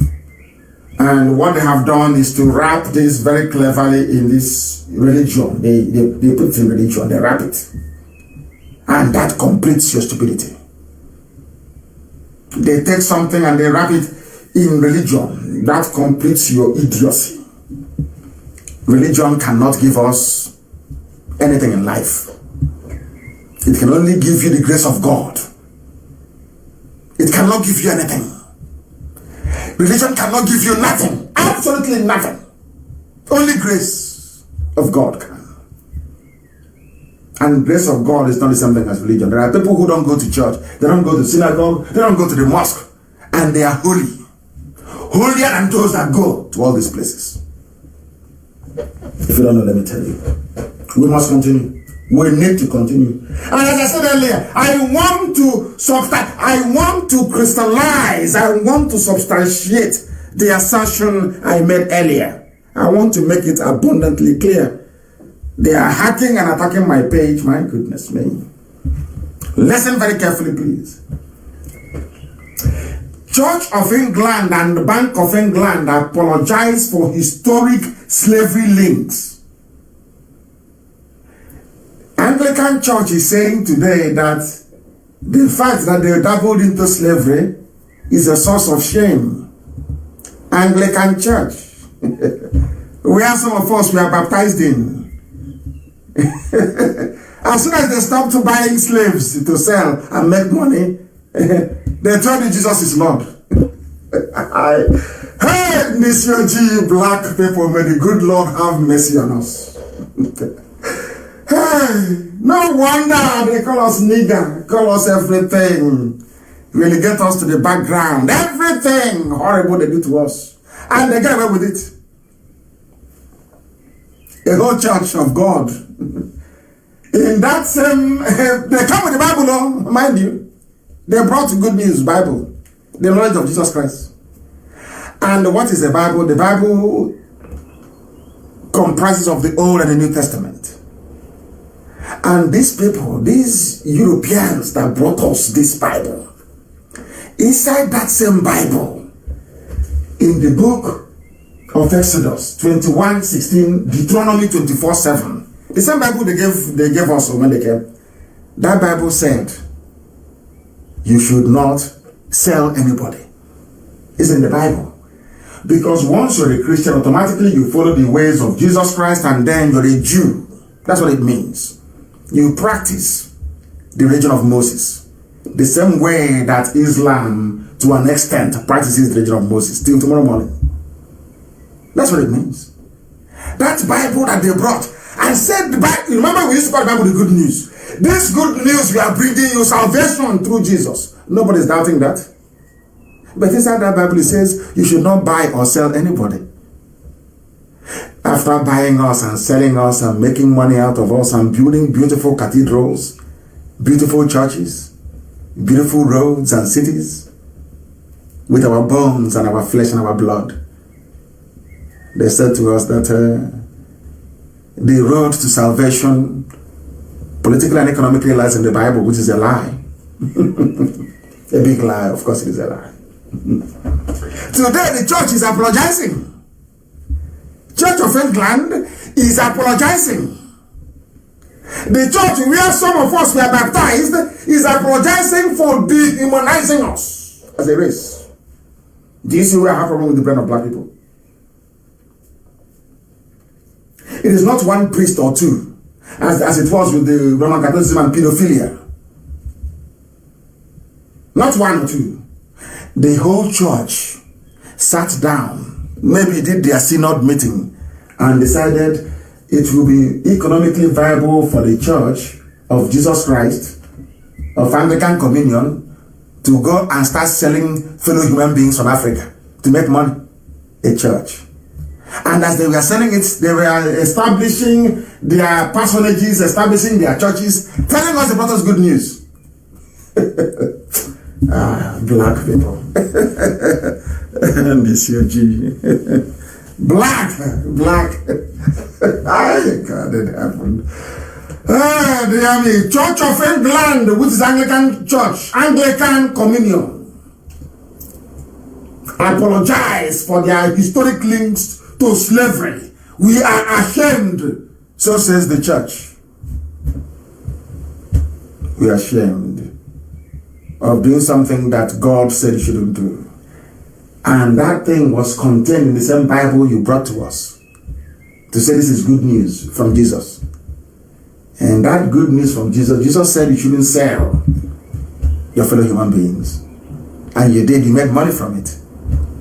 And after, I don't know, maybe 130 years, you're not apologizing. And we are still going to those churches.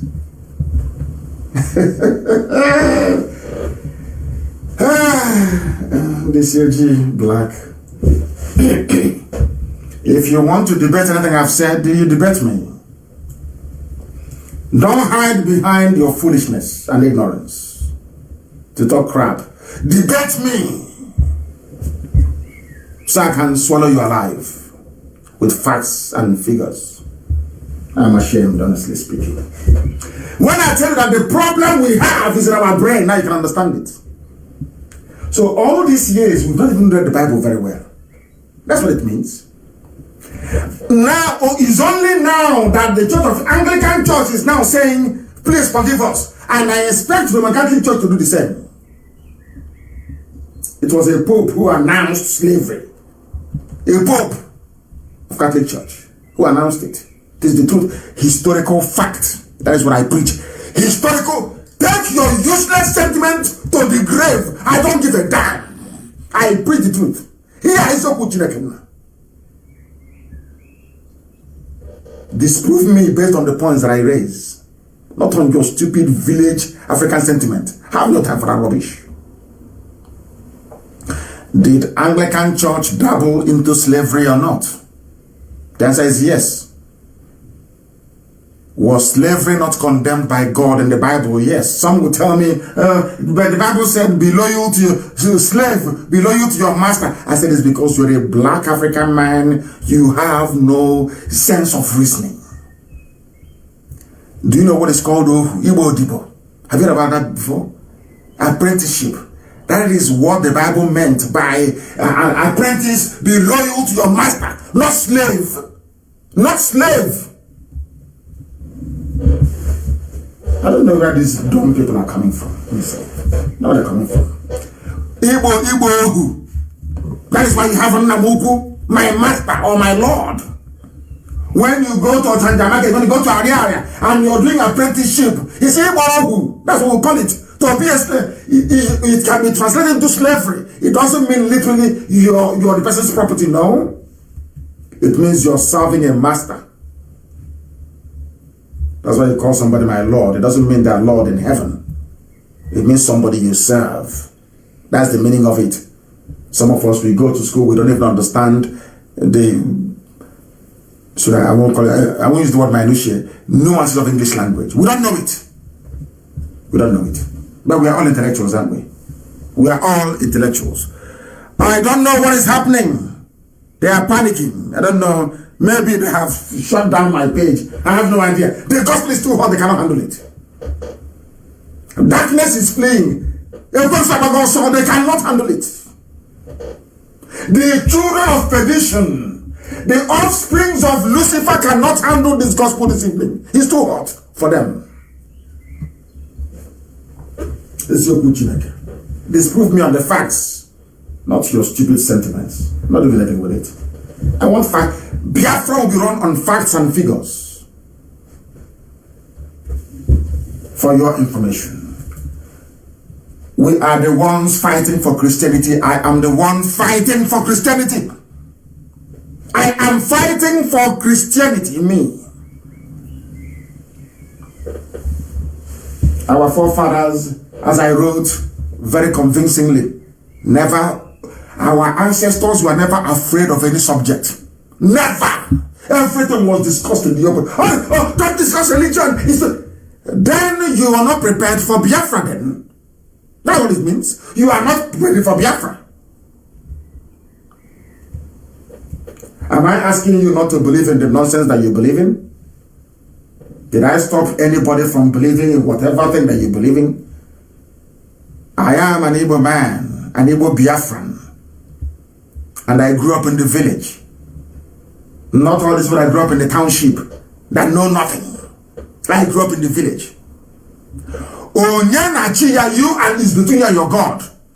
Sometimes when you do something, they'll say, which means that's the agreement between you and your God. Even your mother will tell you that.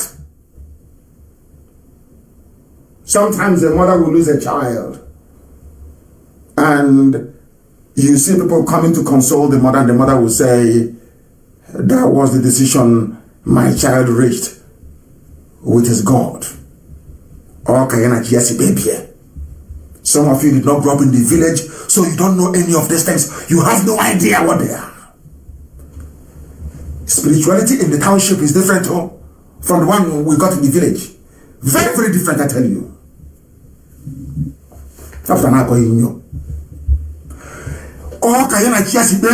That is the decision he reached with his God. Even your mother will say it. Which means that everybody, spirituality and the knowledge of God is a personal thing. It is not a group thing. It is personal between you and your God. That is why somebody can come out and go to the Father's shrine and destroy it and set a new one. Now we start with, don't discuss religion. That was how they deceived you. That was why for nearly, should I say 300 years, you never knew, it never occurred to you that slavery is in the Bible, that God said no to slavery. Even the person that brought the Bible to you, he knew it was there because they wrote it. They gave it to you. Open the words. Salvation is come from Jesus Christ. Jesus Christ is salvation, yes. Of course we know that. But then they never showed you where he said that what the English were doing was wrong. What the same Anglican Church was doing is wrong. You give us Bible with one hand, you take us as slaves with another hand. Now you're apologizing. These are the people. Had people not debated religion, do you think Anglican Church would apologize? Had people not debated religion, do you think that all those pedophiles in Catholic Church would have confessed? Do you know how much the Catholic Church paid in compensation? Google it. So if they said, no, don't discuss religion, so that means you are now allowing pedophiles to molest our children. Because nobody should discuss religion. Who told you that in Biafra land? Who gave birth to you? Everything will be discussed. everything will be discussed. We cannot hide under superstition and ignorance to talk rubbish. In Biafra land, everything will be out in the open. That is the type of country we want to run. For your information. For your information. You can believe in whatever thing you want to believe in. That is your business. That is your business. But I'm just giving you the facts. That the religion that you claim you believe in came through slavery. They took you as slaves. For your information. Go and read it. Read up on it. For your information. In my village, they haven't done more. There are women who stay by the river. They worship a goddess in the river. There are some houses you go to see a woman who draws snake on the wall. Does that make them a less of a human being? No. That is who they want to worship. That is their business. Don't impose it on me. I won't impose mine on you. Don't impose yours on me. That's all. Onyana chia. I don't know how many times I will explain this all the time. Onyana chia, for your information. You go to church and you hand over your hard-earned money to somebody to go and buy a private jet. Are you not insane? Are you not an idiot? In the name of paying tithe. Are you not a complete idiot? And when I bring palliative, you want to share from the palliative. How many did your pastor bring to you? How many pastors shared palliatives? I'm asking you. How many shared it? I spent 50 million. How many of your pastors shared palliatives? I'm asking you. Go and buy the mud jet now. And the gates of heaven will open for you. And you walk in. Mad, black people everywhere. Do you know the funniest thing? Even Christian Association of Nigeria, they don't have ordinary Twitter handle. So all the killings being done is nothing. They depend on newspapers writing their press statements for them. As we are suffering, IPOB is suffering, spending over $100,000 every month, fighting the Satan that is zoo, fighting for the lives of Christians. I have published a letter that I wrote many times to Trump and to Pompeo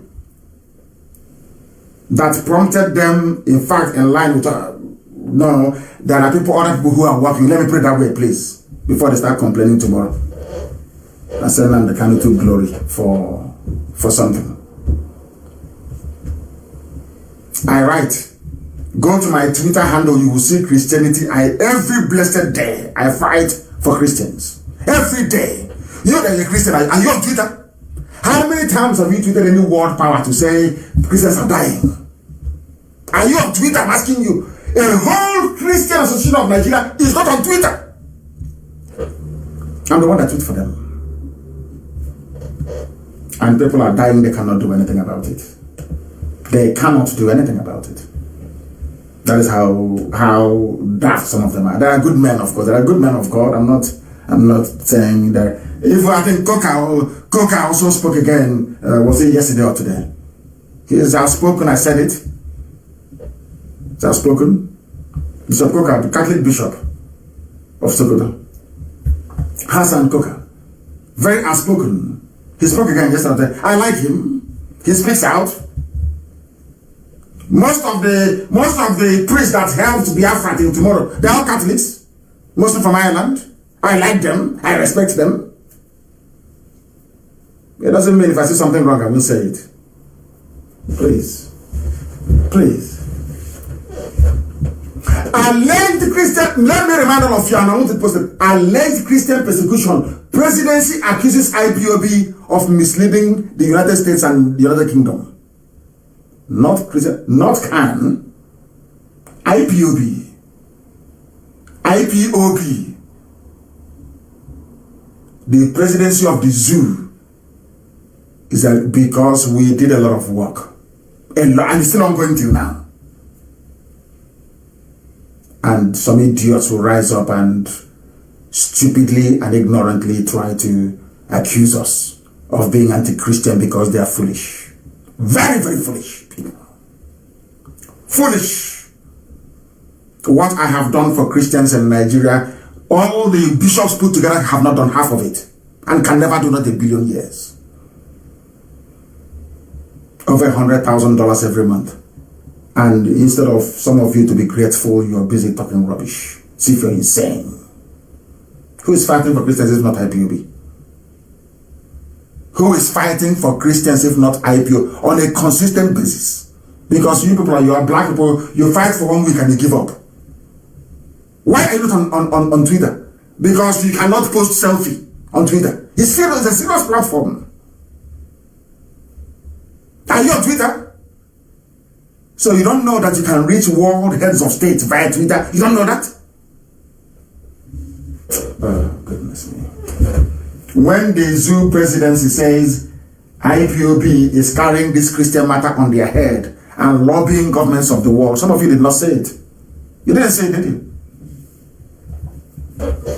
We are spending our hard-earned money to try to make your lives better, to keep you safe in the zoo, and you're not grateful. You cannot be grateful. Something that your daddy Gio has never done and can never do. Are you telling me that Adebo, any of these people can bring out $100,000 a month to lobby to fight for you? I'm asking all the Christians in the zoo called Nigeria. Tell me the church that will bring out $100,000 every month to lobby and to fight for Christians. How many of you will do it? IPOB does it every month. Yet you're not grateful. Typical black people. Ungrateful people. A country of hypocrites. That was all your so-called NGOs, they were there, and IPOB was proscribed as a terrorist organization. Yes, all of you were there. Did you say anything? Did you do anything? No. When Mietiala is killing, Mietiala is everywhere, killing, raping, murdering people. They are not a terrorist group, but IPOB. Because light is in us and there is darkness in most of you. Darkness, most of you. And you're afraid of the truth. I will tell you the truth. Look at in Mali, reported by New York Times. Ordinary Mali in Bamako, in Mali, on Friday, people came out asking for the president to resign. They've had enough. But in the zoo, can you do it? I want to pose a very simple question to Christians in the zoo. Simple question. What do you think would happen if all of you were to come out tomorrow morning? All the daddy GOs in the zoo called Nigeria were to come out tomorrow morning and to say, enough is enough, let everybody go on the streets and protest. The zoo will come to an end and your life will be better. But they will never do it. They will never ever do it. Do you know why? Because your daddy GO benefits from corruption. Because the reason why they get tithes from you is because you are poor. Mentally poor. That is why they do that. Our problem is numerous, black people. Do you see Togo? I want to use Togo as an example. Do you see ordinary Togo? Togo Nkete. Ordinary Togo here. Togo is a very fine example of the depth. I do promise Levinos that after today, of course, things will be different from Wednesday onwards. I will encourage our people, black people all over the world. I will encourage them. Let me do that thing that some of them say I should do. But for tonight, I will say the truth. Look at Togo. Do you know that Togo was once a German colony? Germany used to own Togo. They used to speak German as their lingua franca. And in 1945, after the war, they used Togo to compensate France. In 1945, they were handed over like handed them over like a prostitute over to France. Their lingua franca is now French. Like, hey, black people, black in this UG, black. And I'm telling you, if the world decides tomorrow to hand them over to Sweden, they'll be Swedish. Only in Africa. And when you challenge them and say to them, the reason why they can hand you over like a parcel from one is because of the way you reason, they don't understand it. They think you hate them. They think you hate Christianity. I'm telling a black man, the way you reason is flawed. Togo is an example of the hopelessness of a black man. Before it was German, now it is French. Are we okay at all? Oh, dear me, unbelievable. And if we're not the same one. I'm from South. I'm from East-West and South. Despite the fact that it has no meaning. Somebody, I was discussing with Jonas and he reminded me of something very important. Those who want to say, oh, I asked somebody, why do you want an Igbo nation alone? He said, everybody has to be Igbo. Let us speak Igbo only, so we can be Igbo people just one. And I asked him, let us count. He said, I asked him to start. He said, nah. And then I remember of something. You say one, the figure one in our counting for Igbo Biafran, so the same one is called Nge. It is called Otu. It is called Na. It's called Ufu. The same one. So does it mean that all the people that call one Nge or Na, they are not the same people? They are different. One is from Benin, the other one is from Ado Ekiti. In Ibek we say Nge. In Ongwa they say Otu Na. So does it mean Ongwa people are from maybe they come from Jukun? Do you see how free some people are? That language is not the determining factor as to who you are. For us, if your mother ties two-piece wrapper, you're one of us. Because culturally we are affiliated. Or we have cultural affinity. That's the case may be. We live in a space where, in the zoo, where historians deny us history. There was a time that my friend Femi Fadikayode wrote something about, I've been having sleepless nights. I've not told anyone. I've not even told him. He wrote something about Yoruba. Not their name not being Yoruba, but is Oduduwa. It's been on my mind. And I've been researching. You know, we read a lot. I've been researching.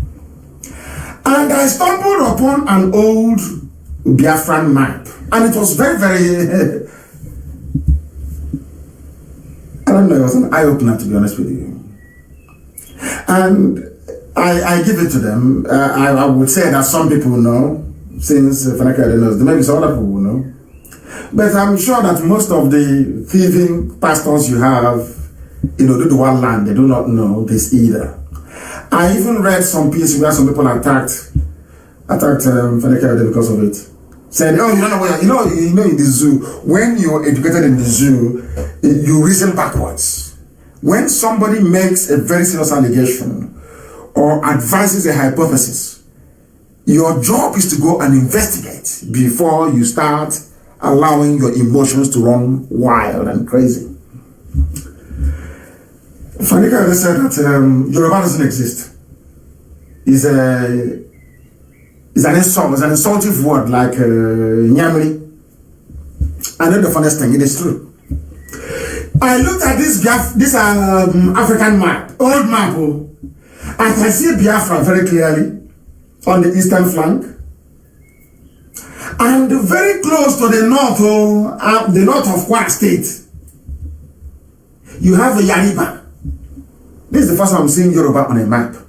But it's not called Yoruba, it's called Yariba. Yarriba. But Biafra was spelled correctly. Even Benin was spelled correctly with Benin, B-E-N-I-N.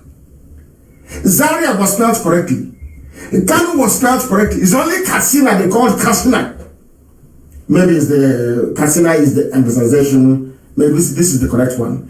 Every name was correct. Dahomey was spelled correctly. If Abome was spelled correctly, Ivory Coast was correct, but Yoruba was spelled Yariba, and very close to the north.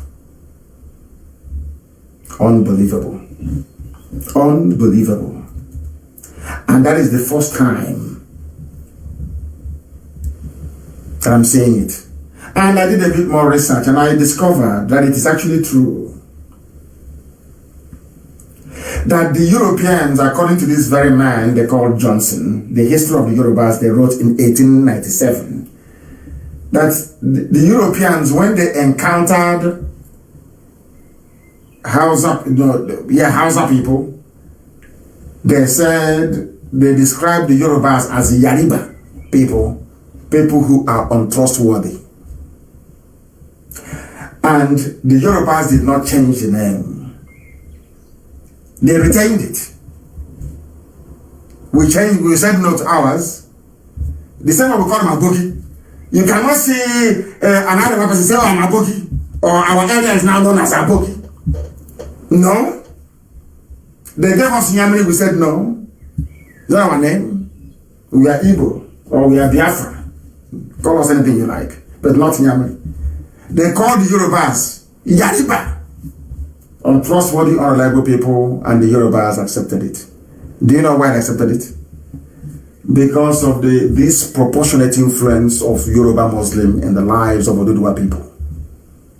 I told you, anything comes from Sokoto Caliphate, Oduduwa Muslims will swallow it hook, line, and sinker. That's what happened. They lost their name. They're now answering the names of those who conquered them in a Ilorin. And another thing is quite interesting, you know, it's quite astonishing, is the predominance of Bini Kingdom throughout this era. Predominance of Bini Kingdom. And the Yorubas were actually called, sorry, the Oduduwas were called Yariba, and they accepted it. Just like Niger Delta, a place of darkness inside darkness. This one, Yariba, meaning dubious people, and they accepted it. And as I told you, your name will always follow you. And what is happening today? Anyway, that is a story for another day. But Yoruba has no meaning. It's Oduduwa, is your name. I have this map. Please, can you publish it so they can see it? The name is Yariba. It's a very, very uncomfortable name to bear, to be honest with you. Very sad indeed. Oduduwa children should rise up, and from today we refer to them as Oduduwa people, not Yoruba anymore, please, because Yoruba doesn't exist. It was a very terrible name given to them by Fulani people. Please, their name is Oduduwa. They are the sons and daughters of Oduduwa. They are not Yariba. Yariba is a derogatory name, please. It is here, and the map is here. Yariba. So Fanny Kayode was right. Yarriba is here in the map. Please, can you publish it? So the world may know. It is free lesson that we give them here. We teach you history here for free. For free. The Janjaweeds are preparing to fight us. They are preparing to go to war. Our daughters are being cut into pieces and put everywhere. As usual, as we expect them to be. Biafrans in America are sleeping. In the next 2,000 years, when they have no home, they'll start looking for somebody to apologize to them. Now they have a chance to make a headway. They're not taking that opportunity. We must warn them. The defense of Biafra land will be done under one command. Not three. All these stupid, the idiots, the criminals are advocating for separate village vigilante. That's how foolish they are. They saw that the Oduduwa people, they had a Motekun under one command. The Fulani terrorists have one command, Mietiana, one command. But do you see, they claim they went to school. They claim they're educated. When it comes to us, they want every village to have, if you have 2 double barrels, if you have one damn gun, organize yourself, village by village, vigilante. These are they claim they went to school. That is not what we want. Even the vigilante in the villages that are all IPOB anyway. Everybody's IPOB, for information. And we are under one central indisputable command, which I lead. One command the whole world over. One command. All that your useless, autonomous rubbish doesn't apply. After we defeat our enemies, we can now go to our tents, O Israel. But for now, under one command. That is how you defeat the enemy. Do you understand it? All of you idiots in Abuja running around with your with your big red, black, and blue, looking for somebody to write petition for, so you can get money. Go back to your useless unemployment and leave the matters of state to those who know it. Statecraft is not meant for gossipers and idle minds. We are on to something very big. Only one command, please. All these people advocating, going through town unions, are they not the same town unions that gave our land to Yetiala? Not the same people? The same President General and the same traditional ruler? The same people. For your information, please. We have gone past that era of nonsense. We have decided to move on, and that moving on entails us doing that which is right before God in heaven and man on this very earth. We have come very close to the end of our proceedings today, and for those of you petitioning me and saying that I should be nice to black people, from Wednesday I will be. And let me see if you have changed sufficiently. If you have not changed, I will return to this style of broadcast, if you don't know. But from Wednesday, I'll give you a chance. I will praise you, and I will expect you to do that worthy of somebody who is under praise, so to speak. But wherever you are, whatever thing you're worshiping is entirely up to you. Biafra will be a secular state, but the foundation that you don't see will be anchored on the 10 commandments of the Most High. Biafra is a godly nation. It is a kingdom of God on the face of this very earth. We cannot deny that. We cannot deny that. And the 10 commandments will guide us always. Always, always. I said always, without fail. And you see what God is going to do this very year because of it. How do you think we manage to raise money to do all the things that we do? When an Igbo man cannot, an Igbo man cannot give you money, you know that very well. It's not possible. That's the way they are. Go to America and go and do fundraising. Go and do fundraising in America, see what they will do to you. They have cut us off again on Facebook. The gospel is too hot for even Facebook to take. Way too hot for Facebook. I thank all of you for listening. Nobody loves you more than we do. I'm being honest with you. And maybe it is about time that we tell all the GOs to start paying us at least some of the money we have been spending on championing and campaigning for Christian rights all over the world. Very, very important to do that. I thank you all very much for listening to us this very evening. And as always, Biafra is our religion. When they ask you, what is your religion, you tell them Biafra. Biafra is our religion. Here on radio, Biafra is where we worship. And we worship the only one true living God. The God of Eri. The God of Abraham, of Isaac, and of Jacob. The same God that David worshipped. The same God that Jesus Christ worshipped. And might I also add, the same God that even Prophet Muhammad called Allah. Indivisible. One God. And under whose command and grace we do all that we do. Let me repeat. Biafra is our religion. Here on radio, Biafra is where we worship. Because Chukwu Kika Biama Promi Henine Adonai. El Shaddai, Elohim, is our God. From me, from here, it is good evening.